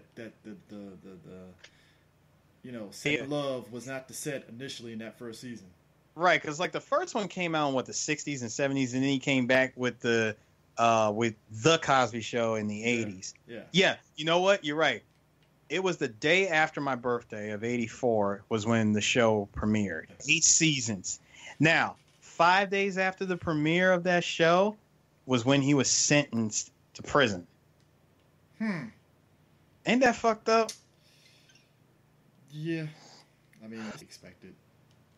It's just one of those, like I said, it's a lesson. It's one of those things where a lot of your power, a lot of the stuff you do affects people. Yeah. And what Bill did a lot of the time was say shit that he just thought he could say because he loved people or really legit thought he was everybody's teacher. And he did stuff where because to me, the whole rape thing, I think he didn't do that as a way of power or anything. It was just one of the things where he got used to doing it. And it became routine for him. And eventually, somebody's going to start believing women. Eventually, somebody's going to get powerful enough to actually have legal backing to slow you down. Shit, you know what I mean? So it is what it is, man. Yeah. Mm-hmm. So, but anyways, folks. Well, that's it. As we continue on our Halloween journey, I mean, what we got next? What we got next? Folks, expect. Now, it's very easy. Ooh boy. What era? You know what? No, I'm sorry. I just gotta say, I'm so glad this was 1971 and not No Time. You know, not No Time like in the 2010s. So there's an album. There was a Bill Cosby album in 1971 called. Shit? Was it? No. Well, it was called. No, it was called Bill Cosby Talks to Kids About Drugs. It's actually a children's album. Wow. Kids, let me tell you about marijuana. Let me tell you the dangers about cocaine. But fair, what about this thing called Quaaludes? That's a Spanish fly, girl. Everybody uses that. In fact, I used it last night. Kareem. Oh man. Oh boy, but what we got? It was just seeing Bill Cosby doing a hook shot. Jesus, what we got for next week, gentlemen? Easy. What we got next week is something that I didn't want us to do. Something I really, really didn't want us to do. But I forgot we're doing this little gimmick until we run out of his fucking sorry ass movies. We got another Shyamalan movie. It's called Shyamalan. Yeah. And our boy Eris has never seen this movie. I have not. Hey, Harris, call me when you get to the ending. You call me with so much rage that I can see a volcano that shoots up in the middle of Tokyo out of nowhere. You see anime, it happened before. That's going to be you. Just an embodiment of rage and what the fuck did I just... Because the Village ending is like, the twist makes you want to just say fuck you as loud as possible. That's all I got. Sit there shocked and stunned like that is it. It's not even shocked and stunned. Yeah, it is shocked and stunned because you're going to be looking like Shaved Bride and Undercover Brother with a cigar just slowly rolls out of his mouth like, what? I sat through all this bullshit, like really? And here's the sick part. If you're anything like me, you get like, oh god, I forgot how long it is. But when you get to like the at the third act, it's gonna hit you. You're gonna say, oh, I think I know what it is. Blah blah blah blah blah. That's stupid. What? Oh my god, I knew it. Might be you. Yeah. But anyway, we see y'all folk next week. All right, Yep. ladies. Deuce in the quarter.